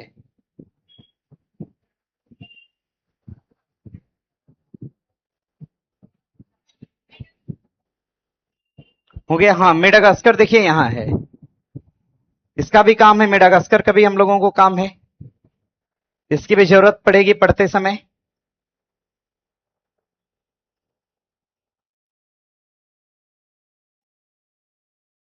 बना लिए? अब सुनिए, अब पढ़ने का समय आ गया, पढ़िएगा। कितना बन गया ना, नक्शा बनाया ना कॉपी पे। देखिए शुरू करते हैं हम कहां से, अटलांटिक से। कहां से? अटलांटिक से पढ़ना थोड़ा सा ज्यादा आसान होता है, ठीक है। देखिए इनके बीचों बीच अगर देखा जाए, इनके अगर बीचों बीच देखा जाए, आइए जरा यहां पर साउथ अमेरिका पर आइएगा। जहां भी आपने साउथ अमेरिका बनाया है, आइए यहां पे साउथ अमेरिका पे आए। ऊपर उत्तरी अमेरिका, नीचे क्या हो जाएगा आपका दक्षिण अमेरिका। दक्षिण अमेरिका में देखिए ये नुकीला वाला भाग है ना, देखिए आपके नक्शे में है। और यहां से एक लाइन खींचिए ऐसे, और ऐसी लाइन खींचिए कि अफ्रीका को ऐसे बीच से काटता हुआ ये यहां से इस तरह से गुजर जाए।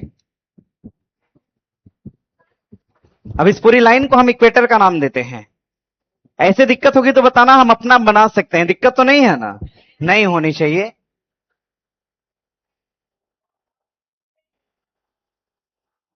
बना लिए? देखिए ये बीच की जो लाइन दिख रही है, ये कौन सी लाइन है, तो इक्वेटर है। क्या है? इक्वेटर है। बीच की लाइन आपकी इक्वेटर है। और आपको पता है हमेशा कि इक्वेटर पे चलने वाली धारा को हम क्या कहते हैं, विस्वती धारा। क्या नाम देते हैं? ऐसी धारा जो इक्वेटर पे चलती है उसका नाम क्या है, विस्वती धारा। क्या नाम है? विस्वती धारा। तो इक्वेटर पे जो जलधारा चल रही होगी इसको हम क्या बोलेंगे, विस्वती धारा। कौन सी धारा? विस्वती धारा। अफ्रीका देख रहे हैं ना, अफ्रीका, ये वाली जगह हमेशा खाली होगी, लिखिएगा यहीं पर विस्वती धारा, विषुवतीय धारा। अफ्रीका वाली जगह पे लिखिएगा यहां पर, यहां पर, यहां पर, यहां विषुवती धारा। अब उत्तर की तरफ जाएंगे तो उत्तरी विस्वती, और दक्षिण की तरफ रहेंगे तो दक्षिणी विस्वती धारा है। देखिए लिखा है नॉर्थ इक्वेटोरियल काउंटर, काउंटर का मतलब वापस लौटने वाली, नॉर्थ इक्वेटोरियल करंट, इस धारा को हम कहते हैं, यानी विस्वती धारा इसका नाम है। अब समझिएगा, देखिए ये जो महासागर आपको दिख रहा है ये क्या है, अटलांटिक है। क्या है? अटलांटिक। ये महासागर कौन सा है? प्रशांत। इधर वाला महासागर भी कौन सा है? प्रशांत। ये वाला कौन सा है? तो हिंद है। क्या है? हिंद है। इन्हीं तीन महासागरों में आपको धाराएं दिखेंगी। अगर हम अटलांटिक महासागर की बात करेंगे तो भैया याद रखना, अटलांटिक महासागर की बात करेंगे तो याद रखना। आओ जरा विषुवत रेखा पर, आ गए सब लोग? विषुवत रेखा पर आए? देखो विषुवत रेखा से एक धारा जा रही है, बनाइए। विषुवत रेखा से एक धारा जा रही है और यही धारा आके टकरा गई। कहां पे आके टकरा गई? मैक्सिको की खाड़ी में। यही धारा आके टकरा गई मैक्सिको की खाड़ी में। और यहां पर जो जलधारा दिखी इसको हम बोलते हैं कैरिबियन की धारा। क्या बोलेंगे? कैरिबियन की धारा। लिखिएगा, इसको हम कैरिबियन धारा के नाम से जानते हैं। इस धारा को हम कैरिबियन धारा कहते हैं। ऑनलाइन वाले छात्रों को कोई दिक्कत? कमेंट लगाइए। इसको हम नाम देते हैं कैरिबियन धारा। कौन सी धारा? कैरिबियन। अच्छा ये बताइए, यही धारा ना ऊपर की तरफ उठी है, कैरिबियन धारा। ध्यान दीजिएगा, ऊपर की तरफ उठी, नाम क्या हुआ इसका? कैरिबियन। क्योंकि आपको पता है यहां वाले सागर को नाम दिया गया कैरिबियन सागर। तो कैरिबियन की धारा कैसी जलधारा है, गर्म है या ठंडी है? कैसी है? गर्म। कैरिबियन की धारा कैसी धारा? गर्म धारा।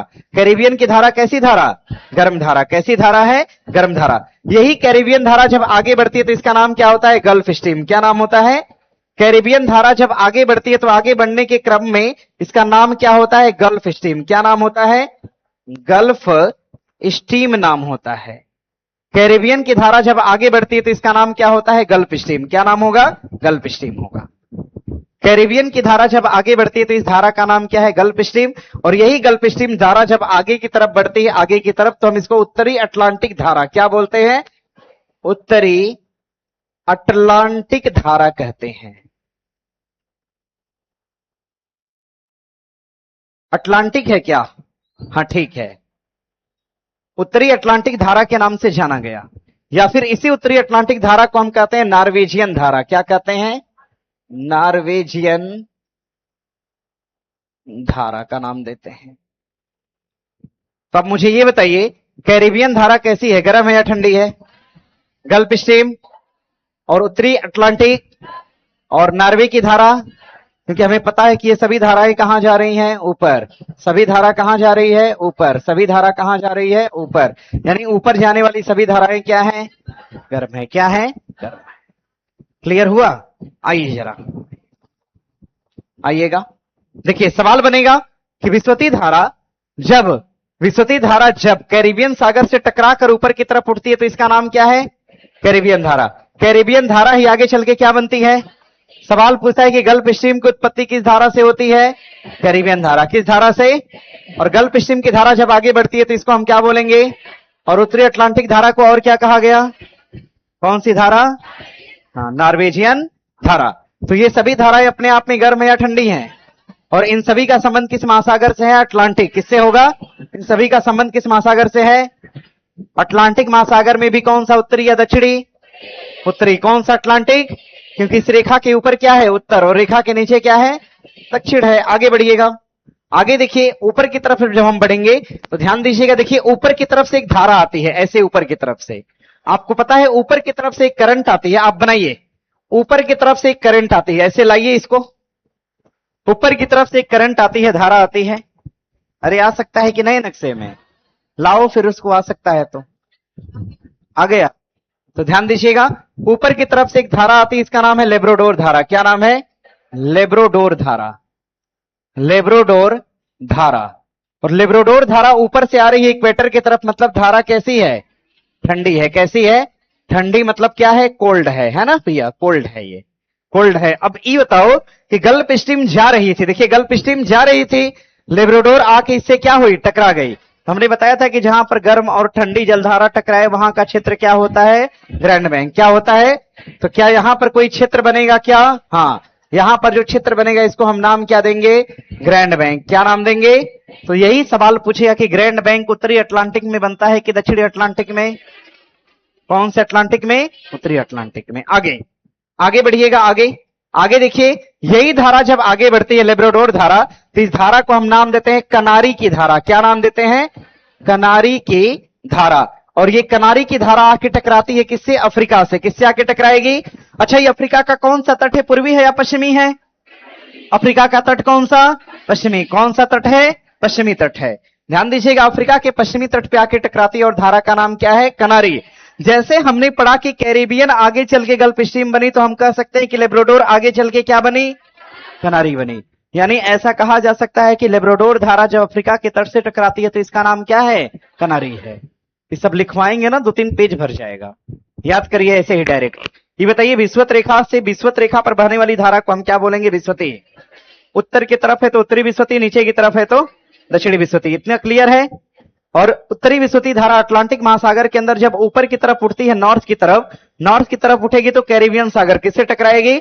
अब कैरिबियन सागर से जो धारा बनेगी इसको नाम क्या देंगे? कैरिबियन धारा। क्या नाम देंगे? कैरिबियन धारा। कैरिबियन धारा।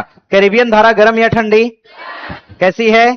यही कैरिबियन धारा ऊपर उठती है तो क्या कहलाएगी? Gulf Stream. क्या कहलाएगी? यानी कैरिबियन धारा जब ऊपर की तरफ बढ़ेगी तो इसका नाम क्या होगा? Gulf stream. यही गल्फ स्ट्रीम जब ऊपर बढ़ेगी तो इसका नाम होगा उत्तरी अटलांटिक की धारा। यही उत्तरी अटलांटिक की धारा आगे बढ़ेगी तो क्या कहलाएगी? नॉर्वेजियन धारा। क्या कहलाएगी? यानी कि कैरिबियन, गल्फ स्ट्रीम, नॉर्वेजियन, उत्तरी अटलांटिक, ये सभी उत्तरी अटलांटिक की धारा। और इन सभी की प्रकृति कैसी है? गर्म है। लेब्राडोर की धारा ऊपर से आती है और नीचे की तरफ आती है, तो लेब्राडोर की धारा नीचे आने के क्रम में क्या कहलाएगी? कनारी। और किस तट पे टकराएगी? अफ्रीका। और ये दोनों कैसी धारा है? ठंडी धारा है। कैसी है? ठंडी धारा है। कोई दिक्कत नहीं है ना? नहीं है दिक्कत। आगे बढ़िएगा।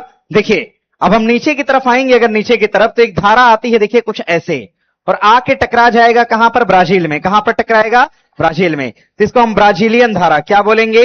ब्राजीलियन धारा। लिखिए, इसको हम नाम देते हैं ब्राजीलियन धारा। इसको हम नाम देंगे ब्राजीलियन धारा। क्या नाम देंगे? ब्राजीलियन धारा। ब्राजील के अंदर टकराएगी, इसको नाम देंगे ब्राजीलियन धारा। क्या नाम देंगे? हाँ, ब्राजीलियन धारा। अच्छा ये बताओ, ब्राजीलियन धारा ठंडी या गर्म है? क्या है? कहां से आ रही है? कहां की तरफ? पोल की तरफ। मतलब धारा कैसी है? यानी ब्राजीलियन धारा कैसी धारा है? अच्छा एक बात बताएं, जहां पर गर्म जलधाराएं टकराती हैं वहां पर क्या होता है? पेड़ और पौधा, बारिश, गर्मी। और जहां पर ठंडी जलधारा टकराएगी वहां पर क्या बनेगा? मरुस्थल। क्या बनेगा? इसीलिए कनारी धारा आके पश्चिमी अफ्रीका में टकराई तो पश्चिमी अफ्रीका का भाग क्या बना? सहारा मरुस्थल। क्या बना? बना है ना सहारा मरुस्थल। और यही ब्राजील धारा जब आके ब्राजील में टकराई तो यहां पर अमेजन वन बना। क्या बना? अमेजन वन बना। कोई दिक्कत नहीं है। लिखिए ब्राजीलियन धारा। हो गया? आगे बढ़े। देखो, इसी ब्राजीलियन धारा के पैरेलल आप अफ्रीका के तट पे आएंगे तो एक धारा आके टकराती है। एक धारा क्या होती है? आकर टकराती है, जिसको हम बोलते हैं बेंगू एला की धारा। क्या नाम देते हैं? बेंगू एला की धारा। इस धारा को हम बोलते हैं बेंगू एला की धारा। बेंगू एला की धारा। और ये धारा कैसी है? ठंडी है। ठंडी है। कैसी है? ठंडी है। और जितनी भी ठंडी धारा है ये अमूमन टकराती है किस तट पर? पूर्वी या पश्चिमी? किस तट पर? इसलिए हमेशा अगर मरुस्थल बनेगा तो ये महाद्वीप के किस तट पर बनता है? पश्चिमी। और पेड़ पौधा अगर होगा तो किस तट पे होता है? पूर्वी तट पर। कोई दिक्कत नहीं ना इसमें? चलिए ठीक है। बेंगुएला की धारा टकराई, धारा ठंडी है, यानी जाहिर सी बात है क्या बनाएगी? मरुस्थल। और आपने पढ़ा होगा कालाहारी मरुस्थल, पढ़ा है ना? कालाहारी मरुस्थल। यहां पर मरुस्थल कौन सा? सहारा। कौन सा मरुस्थल बना? सहारा बना। यानी कनारी धारा के प्रभाव से बनने वाला मरुस्थल कौन? सहारा। और बेंगुएला की धारा से बनने वाला कौन? कौन सा? कालाहारी। कौन सा मरुस्थल? कालाहारी मरुस्थल बना। ध्यान दीजिएगा। तो कभी सवाल अगर पूछ दिया कि बेंगुएला की धारा टकराएगी तो कौन सा मरुस्थल बनेगा, और कनारी टकराएगी तो कौन सा? कौन बनेगा? सहारा मरुस्थल। कौन सा मरुस्थल? सहारा बनेगा। समझ पाए? अटलांटिक महासागर खत्म होता हुआ। समझ गए इस बात को? लिखिए अटलांटिक महासागर। वहीं लिख नहीं रहे थे क्या कुछ? अच्छा, नक्शे में लिख रहे थे। लिखिए लिखने वाले पर। अरे उधर ही लिखो ना कहीं आसपास। हेडिंग बनाओ अटलांटिक महासागर। अरे लगे हाथ महासागर पढ़ लीजिए, बात खत्म हो जाए। बचेगा कल पढ़ा देंगे। कल वैसे भी खेल पढ़ाना है और खेल में हम डायरेक्ट आएंगे पढ़ाने, उसमें क्वेश्चन नहीं होगा, डायरेक्ट उसका क्लास लेंगे हम। आज वाली क्लास बची है वो क्लास कल लेंगे। आज वाला क्वेश्चन आपको कल लेके आना होगा, क्योंकि आज इसका फंडामेंटल समझा देंगे तो कल क्वेश्चन खाली टिक मारना होगा। ऐसा करना ठीक है? लिखिए तब लिखिए। देखिए अटलांटिक महासागर विश्व का दूसरा बड़ा महासागर है, तो तेज लिखना होगा। अटलांटिक महासागर विश्व का दूसरा बड़ा महासागर है। अटलांटिक महासागर विश्व का दूसरा बड़ा महासागर है। लिखिए ना, अटलांटिक महासागर विश्व का दूसरा बड़ा महासागर है। आगे लिखिए अटलांटिक महासागर में, अटलांटिक महासागर में एक छात्र बोल रहा है सर पैसा वसूल हो जाता है इस बैच में। अच्छा ये बताओ, करंट वाली किताबें ले लिए 200 का और क्या बोलते हैं पीडीएफ पर डे मिल ही जा रहा है, और हमसे पढ़वाई लेते हो 3-4 घंटा, रात में एक्स्ट्रा पढ़ाई देते हैं। अब कहां कमी रह जा रही है? इस बैच की फीस अगर 2000 भी हो जाए तो कोई दिक्कत वाली बात नहीं है, इतना इसमें पढ़ाया जाता है। तो उम्मीद हो रही है कि अगला बैच तो आए तो थोड़ा ठीक ठाक आए, है ना? चलिए लिखिए। क्या लिखे हैं? यस आकार लिखे हैं? नहीं, क्या लिखे हैं फिर? अब हमसे बात नहीं करिएगा ना, आप खाली लिखिएगा। लिखिए लिखिए अटलांटिक महासागर यस आकार का महासागर है। फास्ट लिखिए, फास्ट। अटलांटिक महासागर एस आकार का महासागर है। एस बनाइए। एस आकार का महासागर है। अटलांटिक महासागर एस आकार का महासागर है।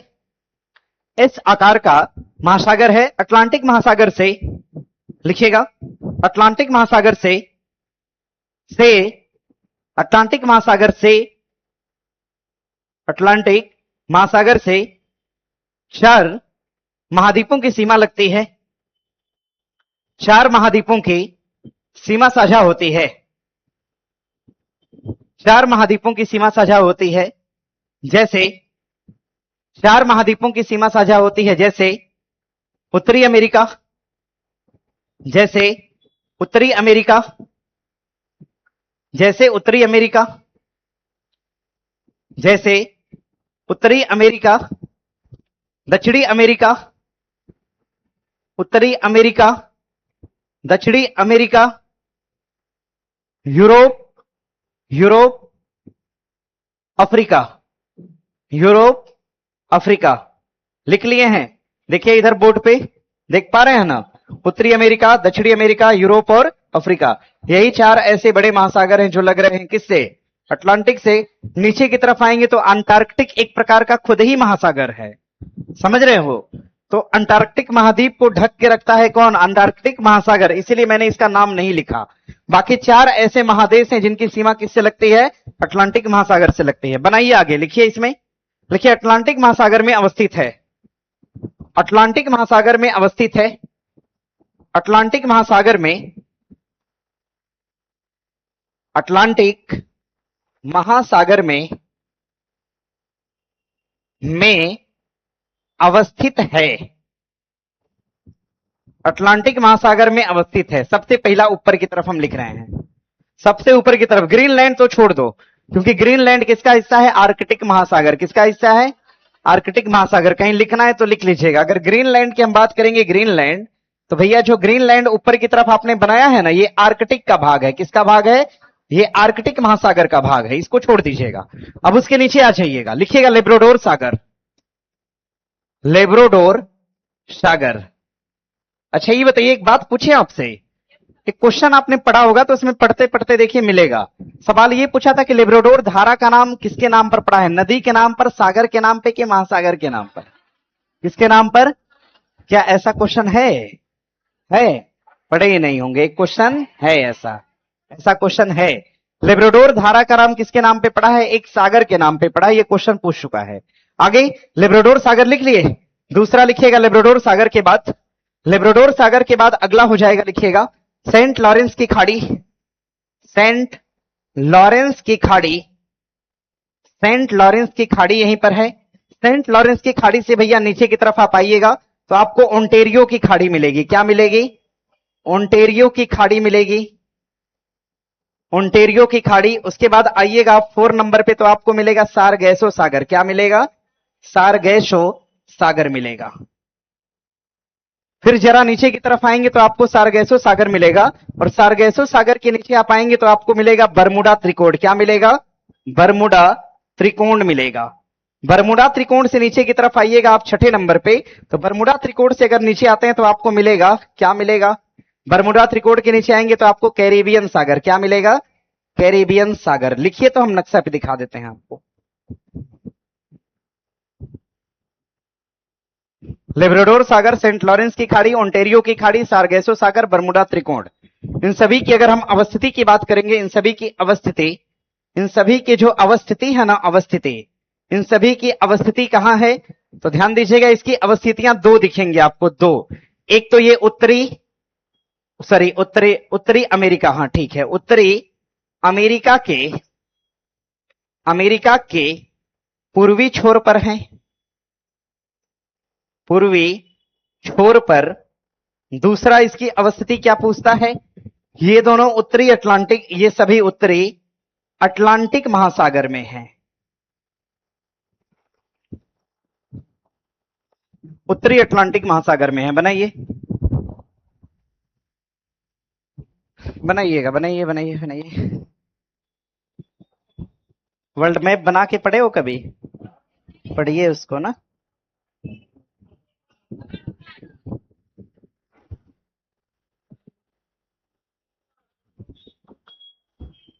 हो गया? कितना हो गया? आइए जरा नक्शे पे आए। देखिए आप यहां पे देख पाएंगे ना, ये ग्रीनलैंड देखिए। ग्रीनलैंड से जरा सा नीचे उतरोगे तो आपको लेब्राडोर सागर। क्या मिलेगा? लेब्राडोर सागर से नीचे उतरेंगे क्या मिलेगा? सेंट लॉरेंस की खाड़ी। यहां से नीचे उतरेंगे आपको मिलेगा ओंटेरियो की खाड़ी। यहां से नीचे मिलेंगे आपका सारगैसो सागर। फिर नीचे आएंगे तो एक त्रिकोण है जिसका नाम क्या है? बरमुडा त्रिकोण। उसके बाद पड़ा था ना कैरिबियन सागर, यहां पर हो जाएगा कैरिबियन सागर। तो अगर इन सभी स्थितियों को देख पाएंगे तो ये उत्तरी अमेरिका के किस छोर पर है? पूर्वी। लेकिन ये प्रॉपर किस महासागर में है? तो उत्तरी अटलांटिक महासागर में। क्लियर है भैया? चलो ठीक है, इसको हम हटा देते हैं, आते हैं इस पे। कितना देख लिए? देखो यहां से ना क्वेश्चन होगा, ना यहां से होगा, ना यहां से, ये पूछेगा आपसे। हेडिंग बना लीजिए सारगैसो सागर, लिखिए सारगैसो सागर। पता है आपको सारगैसो सागर की ना खुद की भूमि नहीं है, ये अटलांटिक महासागर की भूमि पर है। तो कभी कभी पूछता है कि भूमिहीन सागर कौन सा? सारगैसो सागर। लिखिए, लिखिए हमारी पृथ्वी पर एकमात्र भूमिहीन सागर, हमारी पृथ्वी पर एकमात्र भूमिहीन सागर, हमारी पृथ्वी पर एकमात्र भूमिहीन सागर सारगैसो सागर है। हमारी पृथ्वी पर एकमात्र भूमिहीन सागर सारगैसो सागर है। हमारी पृथ्वी पर एकमात्र भूमिहीन सागर सारगैसो सागर है। हो गया? आगे लिखेंगे इसमें, लिखिए, लिखिए, लिखिए सारगैसो सागर, सारगैसो सागर उत्तरी अटलांटिक महासागर के सतह पर बसा हुआ है। सारगैसो सागर उत्तरी अटलांटिक, सारगैसो सागर उत्तरी अटलांटिक महासागर के सतह पर बसा हुआ है। हो गया? सतह मतलब समझ रहे हो ना? ऊपर, ऊपर मतलब सतह का मतलब क्या है? ऊपर की तरफ, ठीक है। तली का मतलब कहाँ है? नीचे। सतह का मतलब नहीं जानते हैं ना आप लोग? जैसे मान लीजिए ये है बीकर, इसमें मैंने पानी भर दिया, तो पानी का ये क्या है? तली है। लेकिन जहां तक पानी है ये क्या है? इसकी सतह है। तो इसी पर सागर ऐसे घूम रहा है, तो हम कह सकते हैं कि इसका भूमि से कोई टचमेंट नहीं है। तो सारगैसो सागर ऐसा सागर है जिसके पास कोई जमीन नहीं है। ये किसकी जमीन पर है? अटलांटिक के ऊपर है ये, तो जमीन से इसका कोई मतलब नहीं है। आगे बढ़िएगा। सारगैसो सागर पढ़ लिया ना? बरमुडा त्रिकोण, हेडिंग बनाइए, लिखिए बरमुडा त्रिकोण, बरमुडा त्रिकोण। सर कलर का चेंज काला वाला कर दीजिए। अच्छा ठीक है, लिखिए बरमुडा त्रिकोण, लिखिए, लिखिए यह एक प्रकार का चुंबकीय क्षेत्र है, यह एक प्रकार का चुंबकीय क्षेत्र है। अब हमको जानते हो टाइम मिल जाता ना, मतलब मान के चलो 2 घंटा कम से कम, हम वर्ल्ड ज्योग्राफी का कई चैप्टर खत्म कर देते इसी में पढ़ा पढ़ा के। लेकिन नहीं पॉसिबल है, कल पॉसिबल है, कल, कल पॉसिबल है। लेकिन कल हम इसको खत्म करेंगे और खेल पढ़ाएंगे, आगे फिर देखा जाएगा किसी दिन। आपको पता है दरोगा वाले में एक ही 2 दिन पढ़ाए थे, 2 दिन, 2 ही दिन पढ़ाए थे, 2 या 3 दिन। आप लोग थे ना उसमें? 2-3 दिन पढ़ाए थे और पूरा खत्म हो गया था लगभग। रात में पढ़ा रहे थे 9 बजे 10 बजे, ऑफलाइन क्लास। लिखिए, क्या लिखे? बरमुडा क्या है? चुंबकीय है। लिखिए, लिखिए आगे। बरमुडा त्रिकोण के अंतर्गत, बरमुडा त्रिकोण के अंतर्गत 3 देश आते हैं, 3 देश आते हैं, Bermuda, Florida, Puerto Bermuda, Florida, Puerto Bermuda, Florida, Puerto Rico. लिख दें क्या हम? यस सर बोल रहे हैं। बरमुडा एक देश हो जाएगा, बरमुडा। ये सब नाम पहली बार सुन रहे हैं क्या? बरमुडा तो सुना ही होगा, कुछ ना सुना होगा तो। दूसरा फ्लोरिडा भी सुना होगा, फ्लोरिडा। और तीसरा नाम आपका है प्यूर्टो रिको। ये नहीं सुने थे? अब सुनिए, प्यूर्टो रिको, बरमुडा, फ्लोरिडा और प्यूर्टो रिको, बरमुडा, फ्लोरिडा और प्यूर्टो रिको। हो गया? इतना हो गया? हो गया। अब इसमें और कुछ पढ़ने वाली बात तो है नहीं। कैरिबियन सागर तो आपने पढ़ा है, पढ़ा है ना? पढ़ा है। कैरिबियन सागर सागर भी है। कैरिबियन सागर के अंतर्गत कुछ देश आते हैं और उन देशों को कहा गया वेस्ट इंडीज। क्या कहा गया? लिखना होगा, लिखिए कैरिबियन सागर, लिखिए। आप ही लोग कह रहे थे ना कि वर्ल्ड ज्योग्राफी, बच गए होते अब तक। क्या? अरे नहीं पढ़ना चाहते तो बच गए होते। अब तो मेहनत करना होगा। लिखिए, लिखिए कैरिबियन सागर, कैरिबियन सागर में अवस्थित देशों को वेस्ट इंडीज के नाम से जाना गया। कैरिबियन सागर में अवस्थित देशों को, कैरिबियन सागर में अवस्थित देशों को वेस्ट इंडीज के नाम से जाना गया। अवस्थित देशों को वेस्ट इंडीज के नाम से जाना गया। अरे एक तो ईस्ट इंडिया था, दूसरा वेस्ट इंडिया था, तो कैरिबियन सागर के देश को क्या कहा गया? West Indies. क्या कहा गया? अरे वो जो खोजने आया था कोलंबस, कोलंबस से पहले एक व्यक्ति और आया था, क्या नाम था? बार्सोलोमो डियाज था। बार्थोलोमो डियाज। नहीं, इससे पहले एक और था, क्या नाम था? अरे किसका जहाज घूम गया था? कोलंबसे का घूमा था, जानते हो ना, भारत खोजने आया था। जब भारत खोजने आया ना तो रात में इसका जहाज मुड़ गया, भारत की तरफ आ रहा था, घूम गया, चला गया कहां? अमेरिका की ओर। तो जब गया तो कहा ये इंडिया है, समझ रहे हैं ना, कहा कि इंडिया यही है, लेकिन देखा कि सब लोग गोरे थे वहां। भाई इंडिया होने के लिए लोगों का क्या होना होगा? काला और गोरा दोनों होना होगा, बराबर होना होगा। तो कर्क रेखा के पास गया, कर्क रेखा से ऊपर हालांकि पड़ता है, ज्यादा ऊपर पड़ता है, तो कर्क रेखा के ऊपर जब गया तो देखा कि लोग गोरे गोरे थे एकदम, तो कहा कि इंडिया हो ही नहीं सकता, और इंडिया की तरह दिखा भी नहीं, तो इसने कहा कि नहीं, इंडिया नहीं है। तो बाद में जब इंडिया खोजा गया तो कहा ठीक है, अब वो इंडिया है अगर, तो उसका नाम ईस्ट इंडीज है, और जो पश्चिम में उसका नाम क्या होगा? West Indies. तो कैरिबियन के जितने द्वीप थे सबको मिलाकर क्या कहा गया? वेस्ट इंडीज बोला गया। तो सवाल पूछता है कि कैरिबियन के सभी द्वीपों को क्या कहा गया? वेस्ट इंडीज कहा गया। लिखे हो ये बात? लिखना होगा ये बात, लिखे हैं? लिखिए, लिखिए। कैरिबियन सागर में अवस्थित द्वीपों को, कैरिबियन सागर में अवस्थित द्वीपों को वेस्ट इंडीज कहा गया।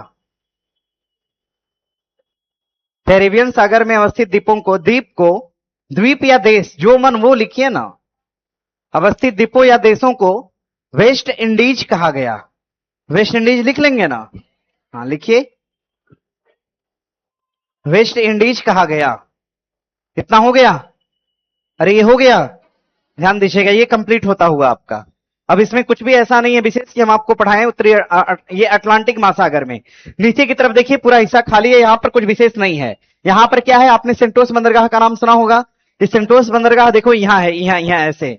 तो कभी कभी सवाल पूछता है कि सेंटोस बंदरगाह का मुहाना कहां बनता है? दक्षिणी अटलांटिक में। कहां पर? दक्षिणी अटलांटिक। लिखेंगे, लिखिए सेंटोस बंदरगाह, लिखिए ना, लिखिए सेंटोस बंदरगाह। अब सब पछता रहा होगा कि काहे कहे हम लोग पढ़ने के लिए, तो चेहरा कैसा बना रहे हैं सब। लिखिए, 10 मिनट पढ़िए ना, 10 मिनट पढ़िए, छोड़ देंगे क्लास। लिखिए, क्या लिख रहे हैं? सेंटोस बंदरगाह लिखिएगा। यह बंदरगाह, यह बंदरगाह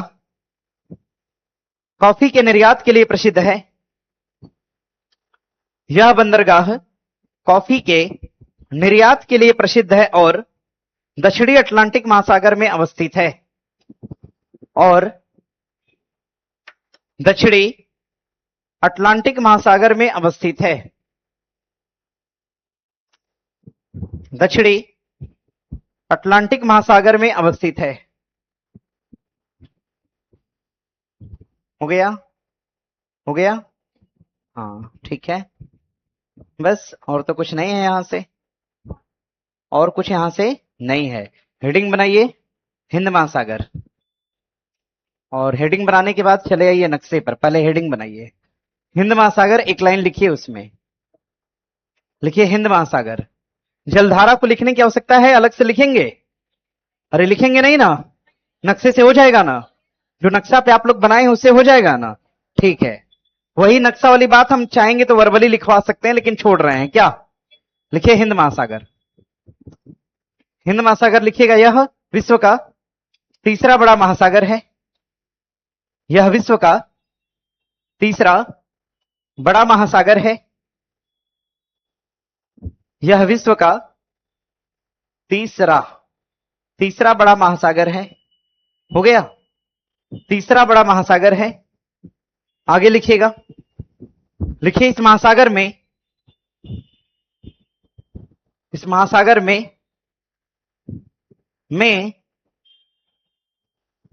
मालदीव, श्रीलंका,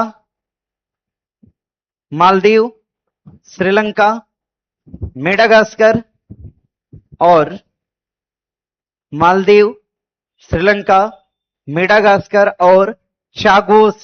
चागोस लिख लेंगे, चागोस, चागोस, चागोस पर अभी विवाद हुआ था, समझ रहे हैं ना, लिखना होगा। और चागोस द्वीप अवस्थित है। चागोस द्वीप अवस्थित है। चागोस द्वीप अवस्थित है। लिखिए, प्रायद्वीपीय भारत की एकमात्र सीमा। अगला लाइन, चागोस द्वीप अवस्थित है। हो गया? लिखिए, प्रायद्वीपीय भारत की एकमात्र सीमा प्रायद्वीपी भारत की एकमात्र सीमा, प्रायद्वीपी भारत की एकमात्र सीमा हिंद महासागर से लगती है, हिंद महासागर से लगती है। हो गया? नक्शे पे आए? नक्शे पे आते हैं। आइए जरा मैप पे देखिए, ये आपका हिंद महासागर है। क्या है? हिंद महासागर। और आपने अभी देखा था, और आपने अभी देखा, ये आपका हिंद महासागर है, और आपने अभी देखा हम ये सब मिटा दे रहे हैं। क्या मिटा रहे हैं? और आपने अभी देखा कि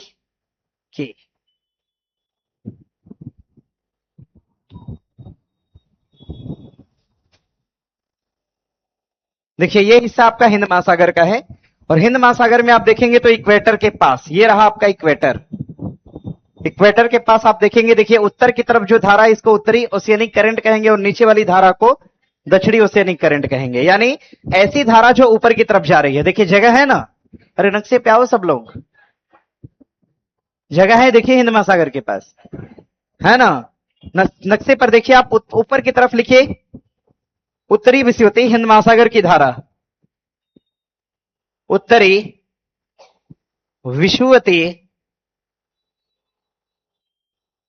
हिंद महासागर की धारा। प्रशांत आपको हम अलग से पढ़ा देंगे, देखो ये अलग अलग दे दिया है ना, हम आपको जोड़ के पढ़ा देंगे। उत्तरी विषुवती हिंद महासागर की धारा, उत्तरी विषुवती हिंद महासागर की धारा।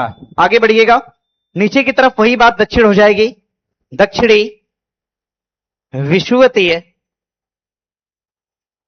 हिंद महासागर की धारा।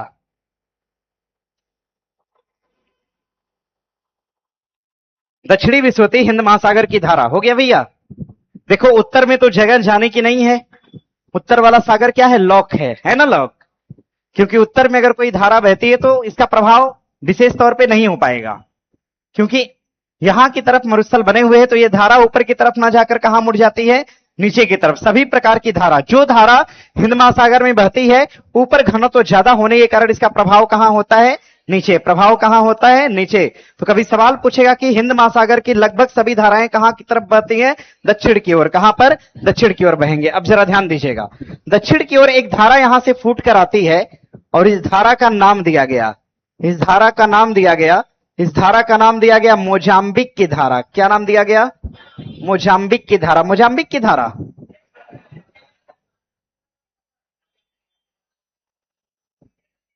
मेडागास्कर, मेडागास्कर की धारा। मोजाम्बिक अभी मत लिखिएगा, हाँ, मेडागास्कर की धारा। इसको मेडागास्कर धारा का नाम दिया गया। ये बताइए ऊपर से नीचे आ रही है तो गर्म है या ठंडा है? गर्म है। ऊपर से नीचे आ रही है तो क्या है? मेडागास्कर की धारा कैसी धारा है? गर्म धारा। मेडागास्कर से जरा सा आगे की तरफ बढ़ेंगे, आगे की तरफ, इससे एक देखिए छोर ऐसे बना है। मेडागास्कर से थोड़ा सा हटके, इसी से हालांकि जुड़ी है, लेकिन थोड़ा हटके कौन सी धारा है? मोजाम्बिक की धारा। अपने नक्शे पर बनाइएगा, मोजाम्बिक धारा। और ये मोजाम्बिक धारा भी कैसी है? गर्म है। यही मोजाम्बिक धारा जब आगे बढ़ती है तो इसका नाम क्या है? अगुलहास। क्या नाम है? अगुलहास। तो अगली धारा कौन सी है? अगुलहास की धारा। अगुलहास की धारा, अगुलहास की धारा। और ये तीनों धाराएं अगर देखा जाए तो गर्म है या ठंडी है? गर्म है। ये तीनों धारा कैसी धारा है? गर्म धारा है। यही हिंद महासागर की धारा है। बनाइए इसको। हो गया? कल का सुनिए पूरा प्लान क्या है। कल तो पहले हम आएंगे तो आपको प्रशांत महासागर के बारे में हम पढ़ाएंगे। हिंद महासागर, अटलांटिक महासागर दोनों हमने जलधारा सहित क्या किया? पढ़ा दिया है। कल आएंगे आप तो प्रशांत महासागर, उसकी जलधारा, उसके बाद आर्कटिक, उसके बाद अंटार्कटिक, फिर महासागर और जलधाराएं खत्म हो जाएगा। समझ रहे हैं ना? उसके बाद कल आपको कोई पेपर नहीं मिलेगा, पेपर के चक्कर में कल नहीं पढ़िएगा, ठीक है? कल आपको यही वाला पेपर लेकर आना है, हम डिस्कशन नहीं करा पाए हैं। समझ रहे हैं ना? डिस्कशन कराएंगे 1 घंटा के अंदर, पेपर प्लस डिस्कशन। हम आपकी क्लास में पता है कै बजे आएंगे? कल आएंगे हम 2:45 पर। 2:45 पर आपकी क्लास में हम आ जाएंगे। कल डिले करके मत आइएगा, लेट करके आएंगे, जलधारा पहले पढ़ाएंगे, सब बर्बाद हो जाएगा, छूट जाएगा। कल आपकी क्लास 2:45 से चलेगी, 2:45 पर हम आ जाएंगे, आप लोग 2:30 बजे आ जाइएगा। और कल आपको हम खेल वाला कराएंगे 1 घंटा, प्रॉपर थ्योरी कराएंगे खेल का। जितना खेल आपका अभी हुआ है 2026 में, उन सभी खेल के बारे में कल थियरी में हम लोग पढ़ने वाले हैं, ठीक है। फिलहाल आज के लिए इतना ही, धन्यवाद आप सभी का। क्या किसका है ये? सर सीसेट का बुक बता दीजिए। अरे यार इसको पढ़िए ना, पहले ही पास करिए ना। इसको पास करेंगे ना तो इसके बाद इसका एग्जाम पीसीएस का ना, जानते हो दिसंबर में होगा, पहले ही वाला एग्जाम होगा। पहले एक पढ़िए ना यार, डिस्ट्रैक्ट होते हो आप लोग, बताओ।